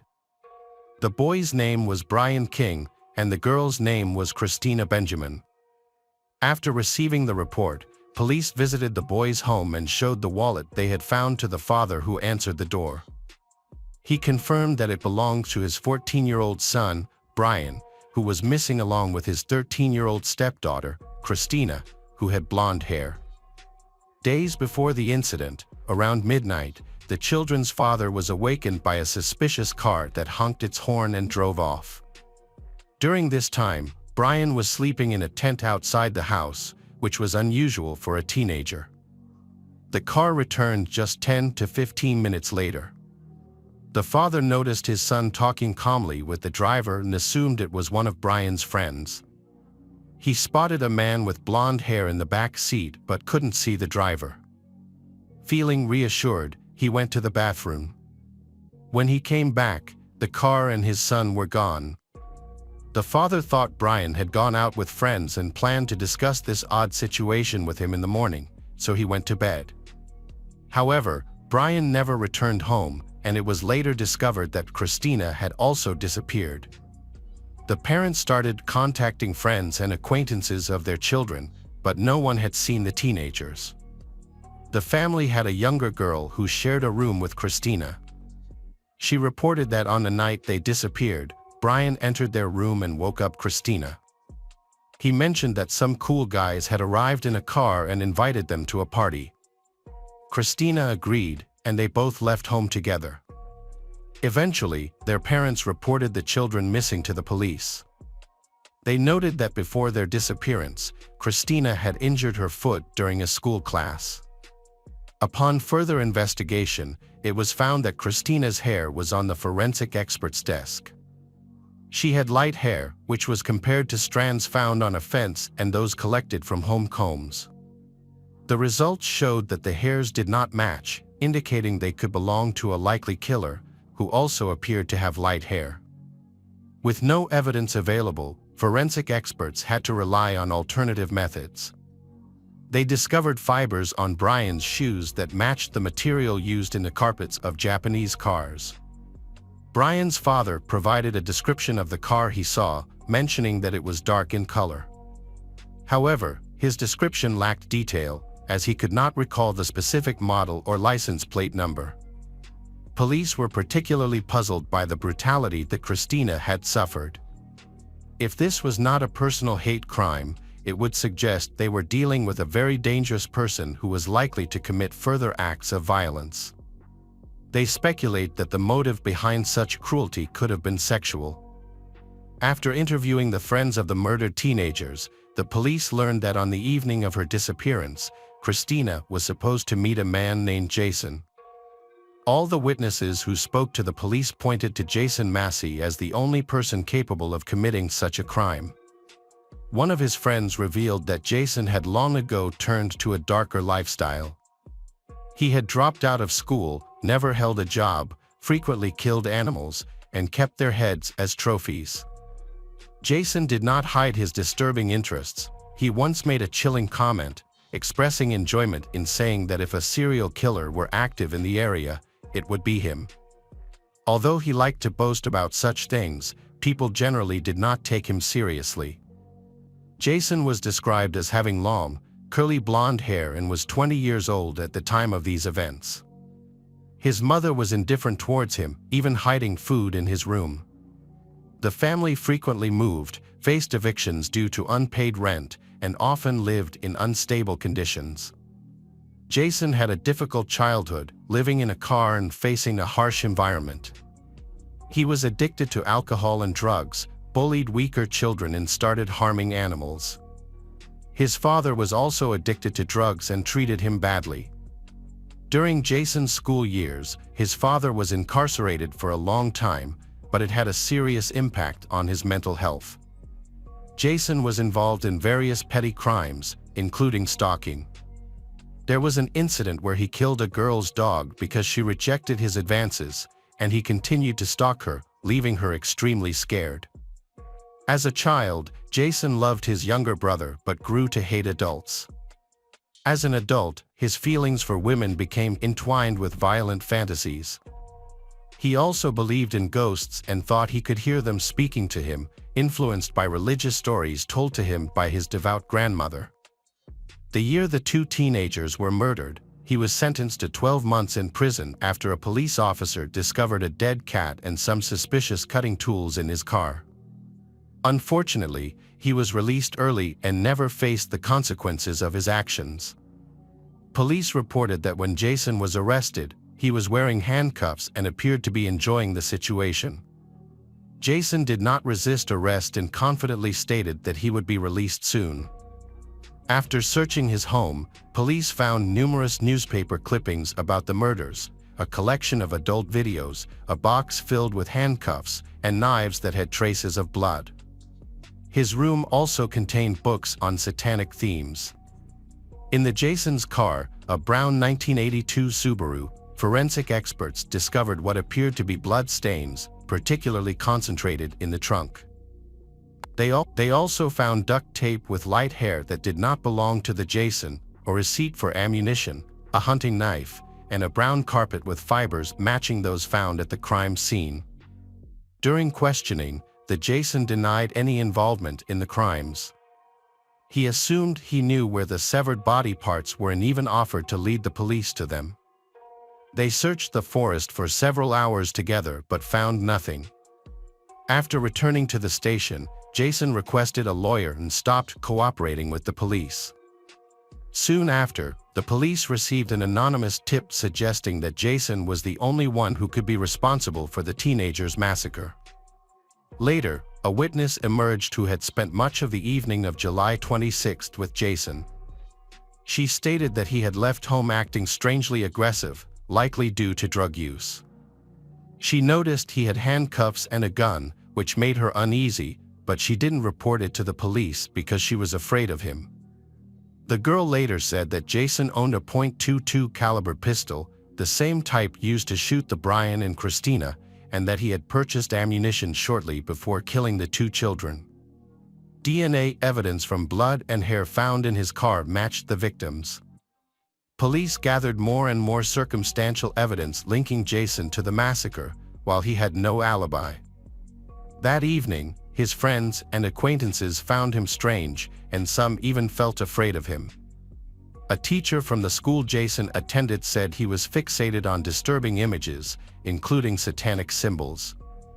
He often spoke about murders, which frightened some of his classmates. At that point, there was no solid evidence against him. To establish Jason's connection, the FBI was called in to create a criminal profile using photographs from the crime scene. During the investigation, it was discovered that Jason's mother had discovered several of Jason's notebooks the previous June. These notebooks contained disturbing content, including a list of girls Jason wanted to kill, with detailed descriptions of the violent acts he fantasized about. Christina was at the top of the list. The alarming nature of the diary prompted Jason's mother to seek help from a psychotherapy clinic after reading them. A psychiatrist assessed Jason and concluded that he posed a danger to himself and society, leading to his admission for intensive care and further observation. However, not all medical professionals agreed with the diagnosis of antisocial disorder. Most doctors, after conducting evaluations, opposed this diagnosis, resulting in Jason's release from the clinic without further treatment. Jason's writings became crucial evidence in the case, as they showed his obsession with thoughts of murder and torture directed at young girls for several years. He claimed that his desire to kill was motivated purely by sexual arousal. On March 17, 1994, Jason was charged with 2 counts of premeditated murder, yet he maintained his innocence. 3 weeks after the charges were filed, the hearings commenced. The prosecutor's office intended to pursue the death penalty for the defendant, which is permitted under Texas law. The hearing started on September 28, 1994. The prosecution alleged that in mid-July 1993, Jason confided in a friend that he had obtained ammunition, knives, and handcuffs, and that he had devised a plan to kidnap Christina from her home. He used Brian to entice both teenagers into a car, claiming they were going to a party. Once inside, he quickly disposed of the boy and shot him in the car. Christina attempted to flee, but he injured her, caught her, and proceeded to torment her. The prosecution worried that Jason could evade justice since the public defender argued that the investigation was biased.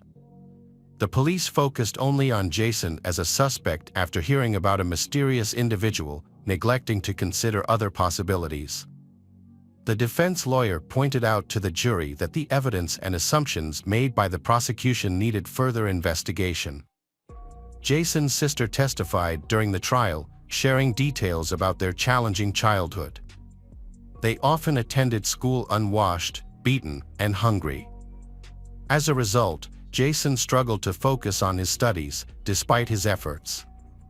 However, her testimony backfired when the prosecution pointed out that, despite their hardships, his sister managed to lead a decent life without committing violence. This was argued as a reason why Jason's background couldn't justify his cruel actions. The prosecution's team included a forensic expert and a forensic entomologist who provided a thorough report on Christina's autopsy and the severe injuries she endured. Their findings indicated a brutal and unrestrained act of violence, suggesting that allowing Jason to leave the courtroom would be a grave injustice. One of the witnesses for the prosecution was Chris Nowlin, the same friend who was driving the car that transported the teenagers from their home. He chose to cooperate with the prosecution by testifying against Jason in exchange for immunity from criminal charges related to his involvement. Jason convinces his friend Chris to meet his girlfriend. Jason lies that he has been dating Christina since high school. When they reach a secluded area near a bridge, where Jason reveals his dark intentions to Chris. He plans to take Christina and Brian into the woods, kill them, and attack the girl. Chris dismisses Jason's words, as he often jokes about such things and never carries them out. Jason's former classmate testified that he had been stalking Christina for an extended period. After she rejected his advances in 7th grade, he killed her dog out of revenge and used its blood to stain her parents' car. The stalker also sent her disturbing photos of decapitated women, claiming this was how she would end up. A gun store salesman confirmed that he sold ammunition to Jason, which was later matched to the ammunition used in the murders. The day after the crime, Jason went to the wash to clean the car, but forensic experts discovered important evidence there. According to Jason's mother, he had joined a religious community shortly before the massacre, and she believed he was genuinely trying to change his ways. However, diary entries presented in court painted a different picture. They revealed that he was actually planning the crime. On the day of the hearing, a tourist was exploring the woods near where the teenagers were found murdered and stumbled upon an old, rusty refrigerator. Curious, he approached and opened the refrigerator and was horrified to discover 30 animal skulls inside. He also found 4 red and yellow skulls in plastic bags. The skulls were accompanied by diaries written in a strange, messy handwriting, titled The Book of Murders. The diaries, which began in 1989 and ended on the day of the 1993 murders of Christina and Brian, detailed his grisly experiments with animals and outlined his plans for Christina, which he then carried out exactly as described. He had previously made attempts to commit murder but had failed, which frustrated him. His violent urges were partly driven by his hatred for his mother and a desire to kill her. Additionally, his grandmother often told him stories about demons, which may have shaped his thoughts. This evidence led the prosecutor's office to conclude that Christina's murder was premeditated. Jason described himself as a killing machine in his diaries. After both the prosecution and defense delivered their closing statements, the jury began deliberating the verdict. After 3 hours, they found Jason Massey guilty of 2 counts of first-degree murder. The next step was to evaluate the aggravating and mitigating circumstances to determine whether the death penalty was appropriate.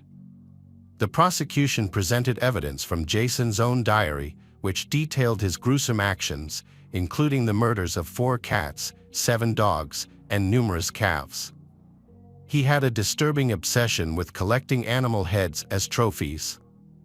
Testimonies from a few of Jason's friends revealed that he viewed acts of cruelty as a display of power and wanted to showcase it.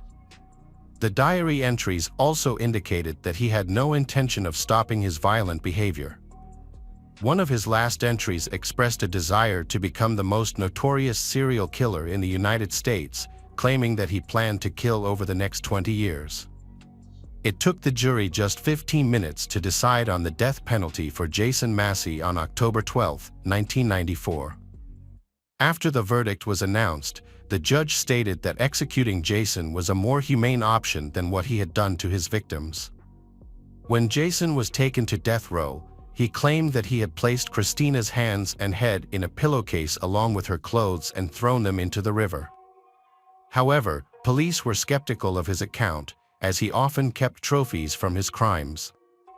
Jason was shocked by the conviction. He was determined to fight the verdict, so his lawyer filed an appeal on his behalf.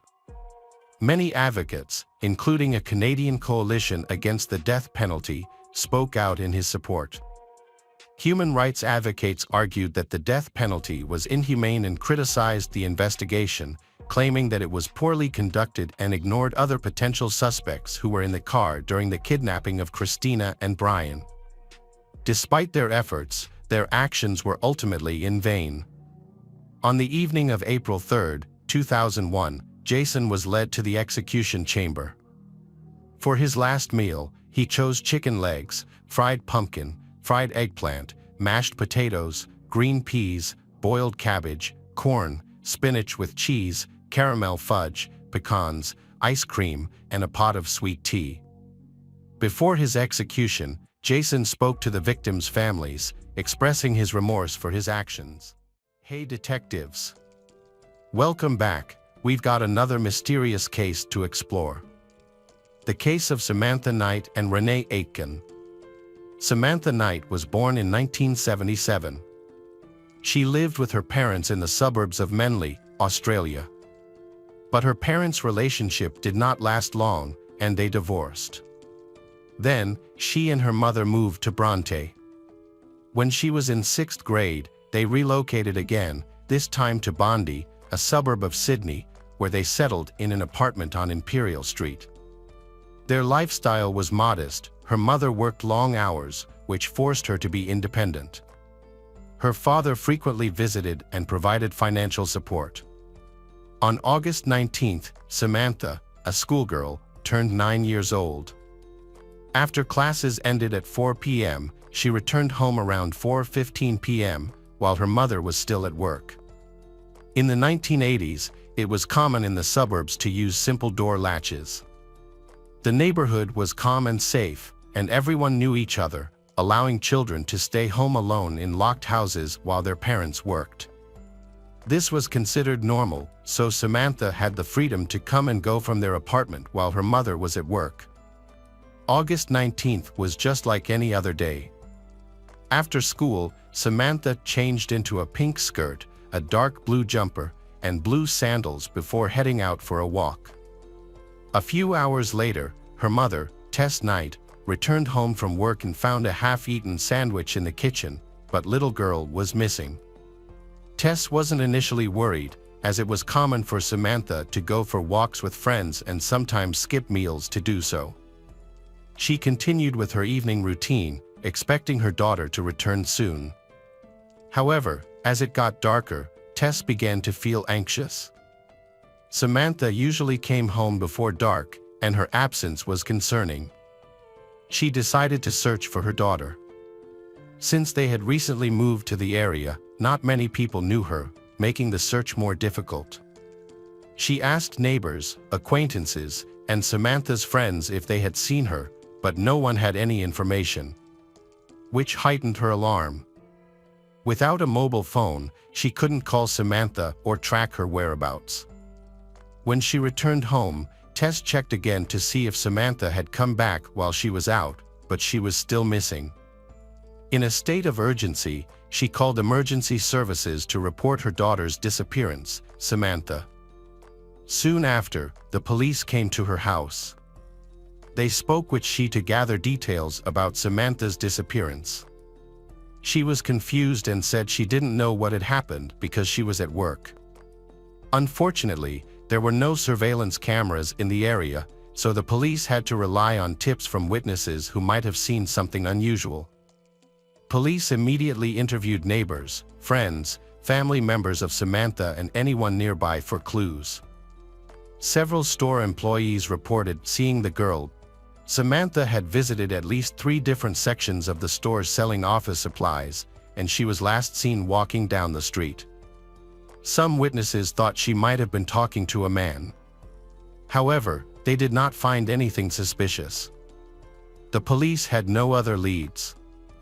They thoroughly searched the area and followed the route Samantha had taken, but they did not find anything relevant to the investigation.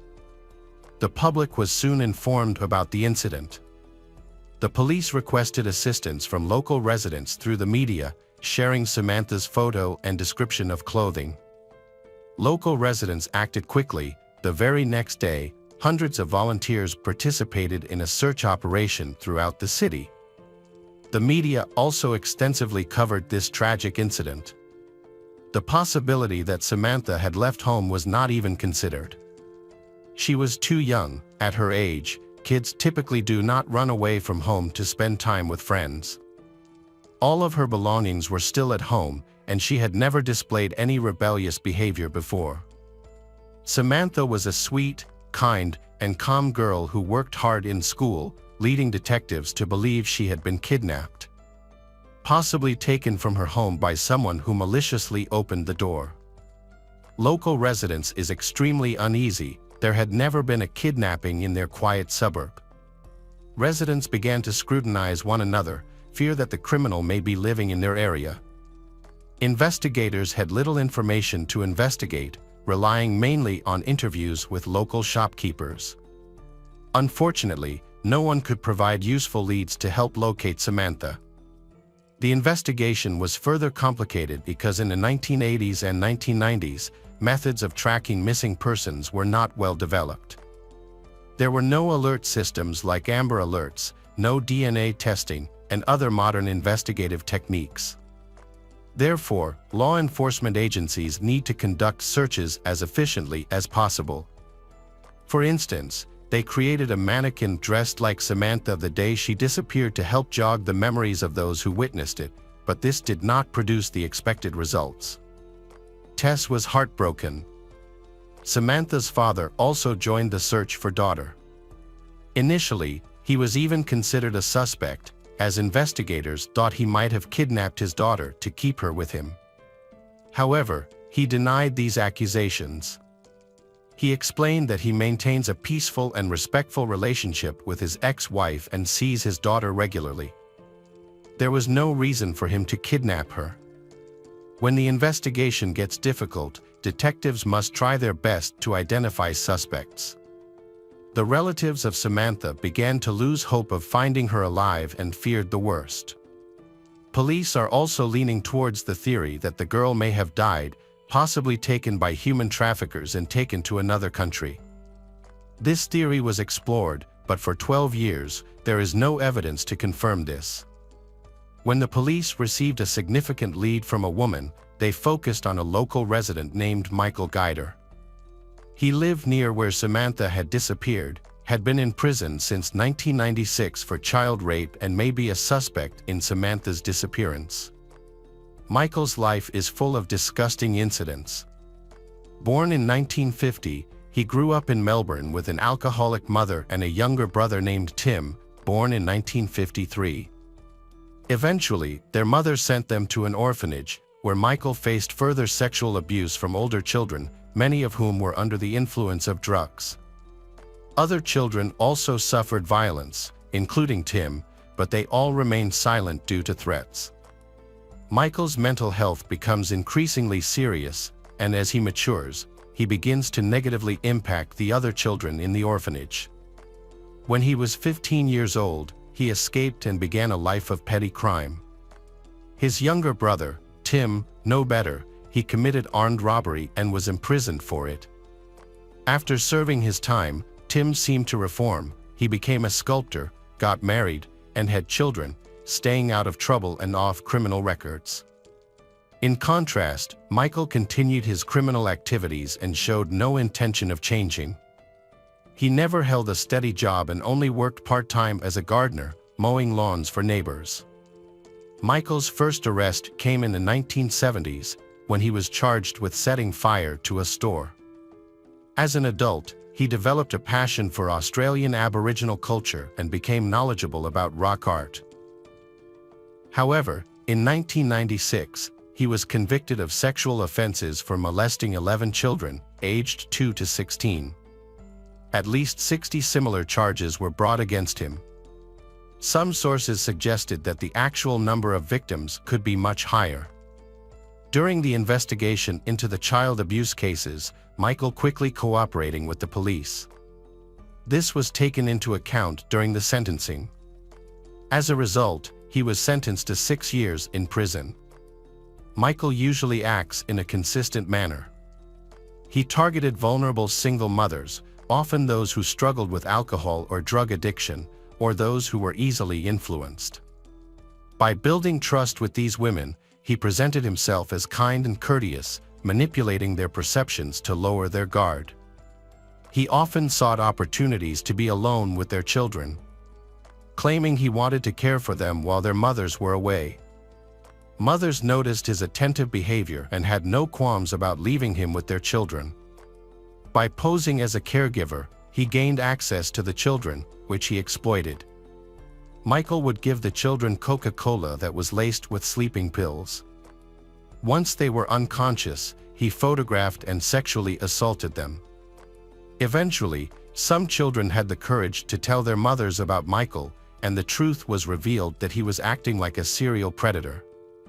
When the police searched his home, they discovered a large stash of photos, numbering in the thousands.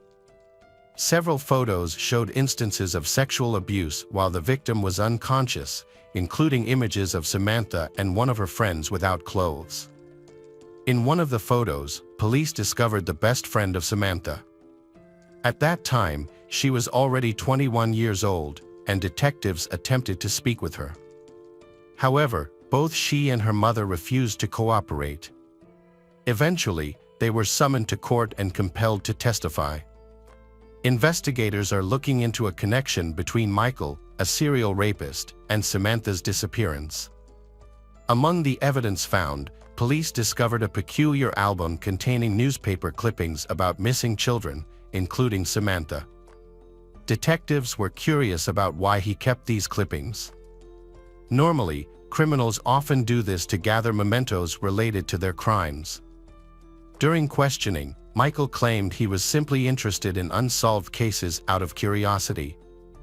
While this album was not a major issue, when combined with other elements of his criminal record, it raised serious concerns.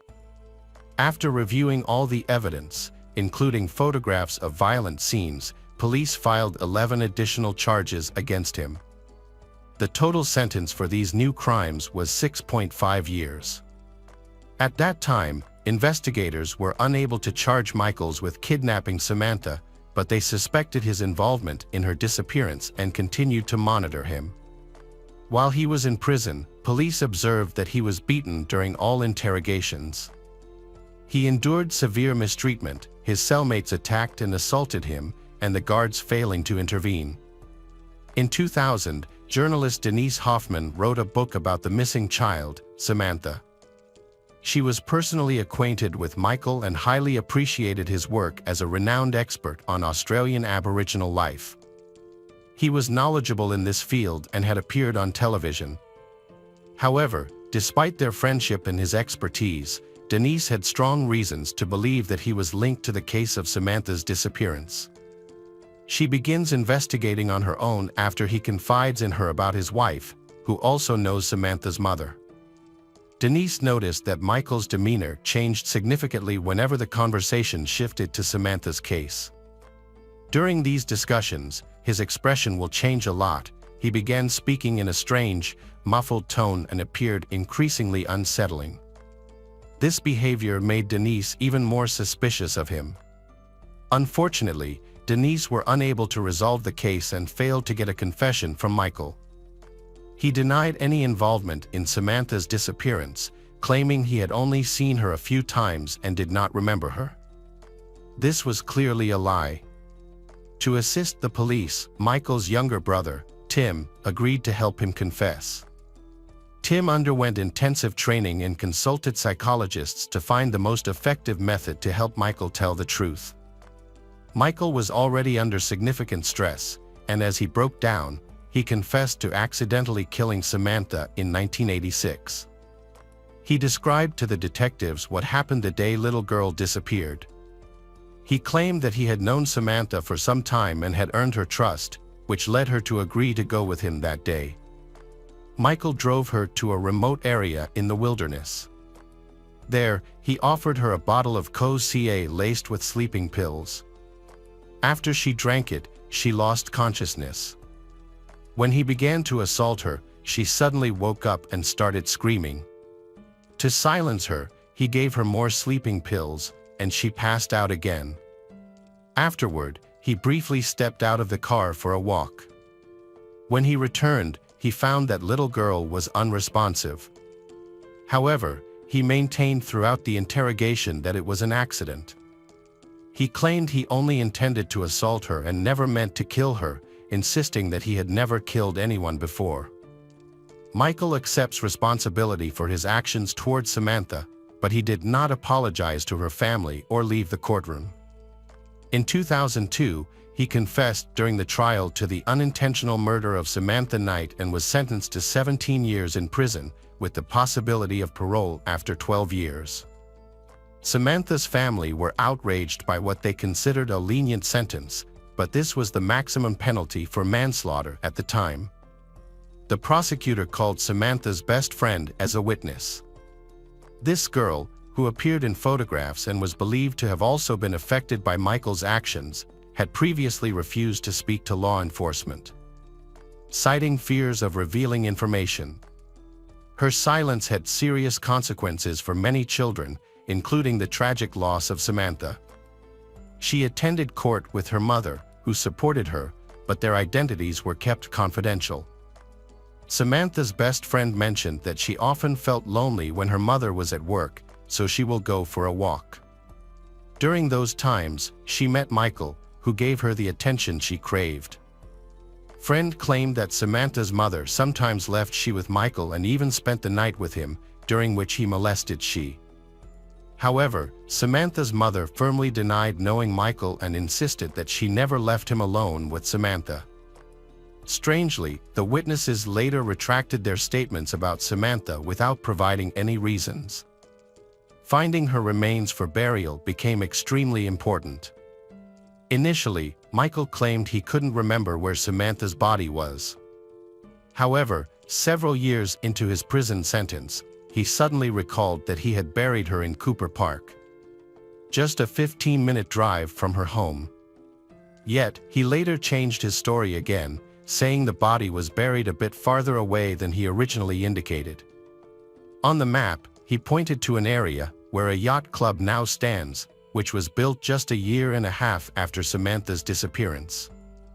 Despite extensive searches in the area using trained dogs, Samantha's remains have never been located. To this day, her body has not been found, and many doubt it will ever be found. In addition, Michael is also suspected in the disappearance of 5-year-old Renee Aitken, who vanished without a trace in South Wales in February 1984. When there was a thunderstorm, her brother went to check on her and noticed she was missing. He found her bed empty and the front door open. He told their parents, who then called the police. They began searching for her immediately. However, there was a storm at the time, so it's possible that all the evidence was washed away. Initially, the main suspect was Brian James Fitzpatrick. A man with a history of child kidnapping, he lived nearby and knew Renee's family. However, he died in a car accident just weeks before his trial. For many years, the case went cold, but in 2013, police revisited the investigation and looked into Michael. At the time of Renee's disappearance, he worked as a gardener close to their home. A family member recognized that he bore a resemblance to a suspicious man who had been seen behind their house. In Michael's scrapbook dedicated to missing children, there were articles and photos of Renee. Researcher Denise Hoffman believed that Renee's case shared similarities with the disappearance of another girl, Samantha, as both were small and light. Michael could have used drugs to incapacitate Renee's and sneak her out of the house. Michael was skilled at gaining the trust of children, causing suspicions that he was involved in Renee's kidnapping. Detectives questioned him about the incident, but he denied any involvement. They believed him, even though he had previously denied involvement in Samantha's case, which he later admitted. However, the police concluded there was not enough evidence to charge Michael with kidnapping, and Renee's case remains unsolved. She has not been found. Both the police and Renee's family believe she has likely been dead for a long time. While in prison, Michael developed an interest in Aboriginal culture and history, studying various materials on the subject. He authored several works, which were sent to libraries across Australia. In total, he wrote 16 pieces, ranging from 6 to 28 pages long. He also pursued studies in archaeology and earned a degree in that field. Michael was remarkably intelligent, impressing everyone with his capabilities. He has the potential to become a scientist and can contribute to research projects. However, he chose a path of crime. In 2014, Michael became eligible for parole after serving the minimum term of his imprisonment. This made the public extremely indignant, as many people believed he should remain in prison. Individuals like him will never change and will continue to pose a threat to society. Due to public backlash, Michael's request for parole was not granted and he remains in detention. The public, including Samantha's mother, wants Michael to spend the rest of his life in prison. She continued to suffer from the pain of losing her daughter. She could not give her daughter a proper burial and had never seen any sign of remorse from Michael. Supporters of Michael sought to challenge his sentence. They pointed to his participation in 55 therapy programs in prison, claiming he had undergone rehabilitation and was a model prisoner, he deserving of freedom. He behaved well and did not violate prison rules, leading to his release on September 5, 2019, at the age of 68. As part of the bail conditions, Michael was required to stay under strict supervision for an additional 5 years in a special facility for former prisoners. Police fitted him with a tracking bracelet, and he was given a lengthy list of 56 restrictions.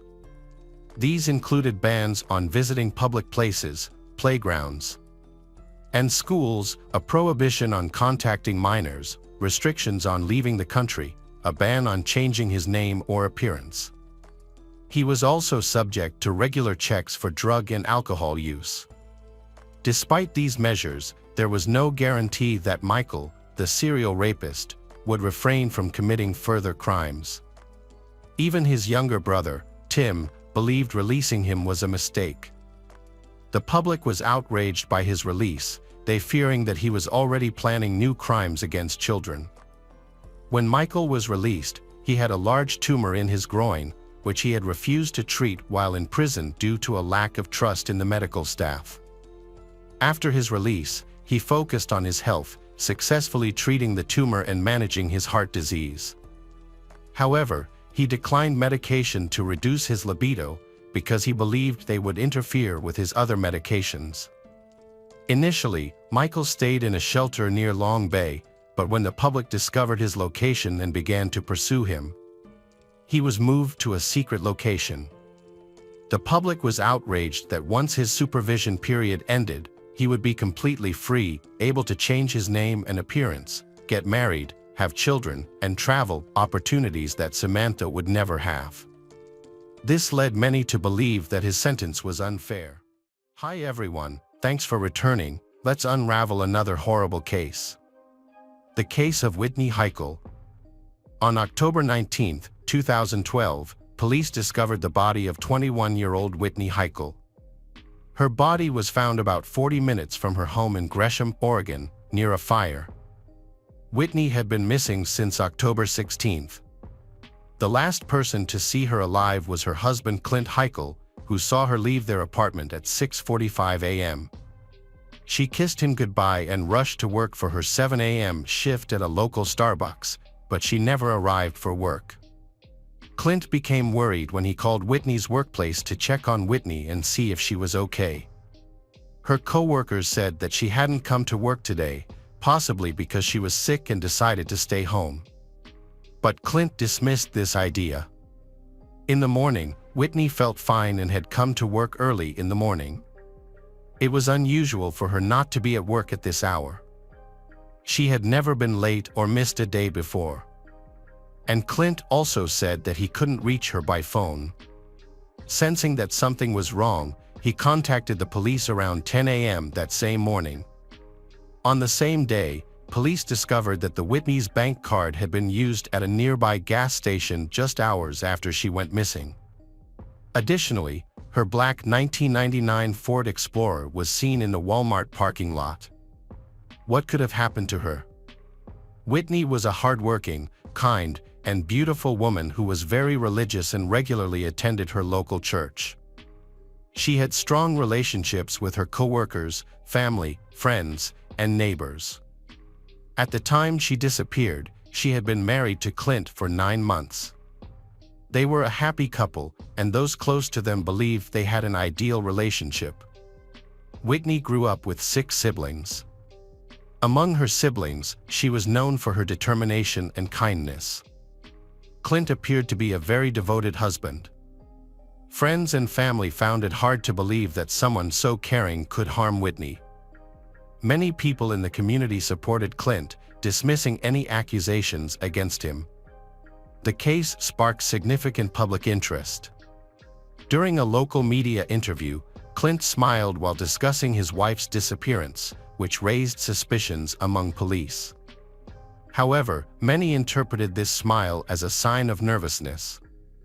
The police conducted a thorough investigation into Clint, but he had a solid alibi. He left the house shortly after his wife did. New information has surfaced indicating that Whitney's car was spotted near a Walmart on the outskirts of Gresham. Witnesses reported that a man was driving the car while Whitney was in the passenger seat. However, the witness could not provide a description of the driver or the condition of Whitney. Whitney's car was later found in the store's parking lot, with broken glass on the front passenger door. Signs of a struggle and blood were also discovered, and samples were sent to the lab for analysis. Unfortunately, the store's video surveillance cameras were positioned too far away to identify who was in the car. The only information obtained from the footage was that the car was left in the parking lot at 11 a.m. Efforts to locate additional witnesses who might have seen the car were unsuccessful. The police discovered information about a man in Whitney's car and started investigating who she might have been with. Whitney's family denied that she had a boyfriend. Her brothers were at work during that time, and none of her friends were with her in the car that morning. A search for Whitney was actively conducted in the area where she went missing, as well as in nearby forests and bodies of water. Unfortunately, her phone could not be tracked because it was likely turned off the day after her disappearance. On October 17, 2012, an important piece of evidence was found in the bushes near a service station, not far from the Walmart where her car was seen. A child discovered Whitney's mobile phone and gave it to some adults. When the police learned about this, they checked the phone and found it had been turned off the entire time, preventing them from tracking its location. The phone had dozens of missed calls and messages from her worried husband, along with calls from colleagues and other relatives. By this point, police were convinced that something terrible had happened to Whitney. Everyone who knew Whitney hoped she was safe, but police lost hope when they discovered blood in her car. Neighbors and church members joined in the search for her. Multiple search parties were quickly organized to comb the areas near Whitney's last known location. Meanwhile, police are reviewing the details of the incident and the information they have at the time. The recording did not provide any clues to identify the kidnapper, and there was no clear image of him on the surveillance camera. It appears that Whitney attempted to use her phone to call for help, but the attacker noticed and took the phone, possibly throwing it into the bushes where it was later found. Alternatively, he may have forced Whitney to throw it away in front of him, especially if he threatened her with a weapon. Additionally, the kidnapper did not contact anyone or demand ransom, suggesting that this was not a typical kidnapping for money. As time passed without Whitney being found, it is likely that she was murdered. The police started questioning residents of the apartment complex, including the Whitney's neighbors. Some residents were unaware that the Whitney was missing, while others expressed hope that she was safe and would return soon. Initially, nothing suspicious was discovered until the police spoke with one of the neighbors, Jonathan Holt. He had a close relationship with Clint and Whitney. In fact, Whitney's family gave Jonathan a key to their apartment so he could take care of their cats and plants while they were away. Just 2 weeks before Whitney went missing, Clint helped Jonathan start his motorcycle. Jonathan was involved in the search for Whitney after she went missing and offered support to her worried husband. As the police questioned Jonathan, he became increasingly nervous, leading to incoherent and confusing responses. The contradictions in his statements highlighted that he was inventing alibis on the spot. Initially, he claimed that he had been robbed that morning, but this turned out to be entirely false. When police inquired why he hadn't reported the robbery to the police, they found that his second alibi was also untrue. Police concluded that he had not been at work that day. Those who knew Jonathan, including Whitney's family, described him as a calm and friendly young man who had never caused any trouble. He was happily married, and police found no evidence of substance abuse or criminal behavior in his past. Jonathan was a good student, graduating from high school in 2006. 4 years later, he proposed to his girlfriend and she said yes. The couple initially lived in a nearby apartment complex before moving next door to Whitney's family just months before Whitney went missing. Jonathan recounted the events of that fateful morning. On the morning of October 16th, Whitney found Jonathan waiting for her outside her apartment. He had asked for a ride to work, and because they were close and trusted each other, she felt safe and agreed. Whitney was always willing to help others. They got into her car, and she started driving. About 5 minutes into the drive, Jonathan pulled out a 9mm pistol and pointed it at her, demanding that she take him to a secluded area near Lake Roslyn. Terrified, Whitney complied and stopped at the specified location. There, Jonathan attacked and raped her at gunpoint. The police later discovered the firearm nearby. After the attack, Jonathan feared that she would report him to the police, so he shot Whitney to avoid arrest. Jonathan threw away the gun, placed Whitney's body in the trunk of his car, and drove to a remote wooded area. He buried Whitney in the bushes and then drove to a Walmart parking lot. There, he parked his car in a secluded area, away from surveillance cameras. Subsequent investigation revealed that the blood found in the car was Whitney's. He then returned home, discarded his bloody clothes, and showered to remove any traces of gunpowder from his hands and the blood. According to police, the window had been intentionally broken to throw the investigation off track. The autopsy revealed that Jonathan had made no effort to conceal his evidence in the car. Several pieces of physical evidence were recovered, including DNA from both Whitney and Jonathan. Whitney was discovered on October 19th after the killer reported the crime and revealed the location. Her body showed signs of severe mutilation and gunshot wounds from close range. Additionally, there were indications of decomposition, which made the forensic investigation more challenging. The police had Jonathan's confession, strong DNA evidence linking him and the victim found in Whitney's car, Jonathan's fingerprints on the gun that shot Whitney, and his DNA on her body after the attack. All of this confirmed Jonathan's testimony. Whitney's husband Clint was devastated after his wife's death. He found it hard to believe that Jonathan, a family friend and neighbor, could commit such a terrible act against his wife. The police gathered sufficient evidence to charge Jonathan Holt with first-degree murder. He had already been arrested and was cooperative throughout the investigation, providing the police with all the necessary information. It appeared that he genuinely regretted his actions and felt a deep sense of guilt.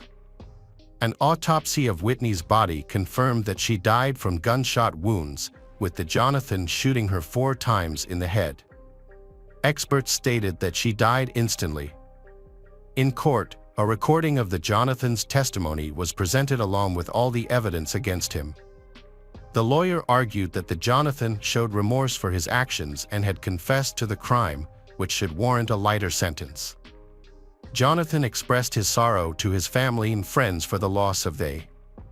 He explained his behavior as being because he had a secret crush on Whitney. Even though he was married, every time he met Whitney, he felt intense emotions, but she remained cold and indifferent. He eventually lost control when she rejected him. During the trial, Jonathan spoke about his actions. In front of everyone present, Jonathan admitted to first-degree murder, kidnapping, and rape of Whitney. During the court proceedings, Jonathan mostly kept his head down, appearing guilty. He began to cry when the relatives of the Whitney shared how his actions impacted their lives, but he cried the hardest when her husband Clint spoke. He tried to look at Clint 3 times, but each time he quickly looked down. On July 8, 2013, Jonathan Holt was found guilty on all charges and sentenced to life in prison without the possibility of parole. The weekend following the trial, he was transferred to the Hammer County Detention Center in Noma County.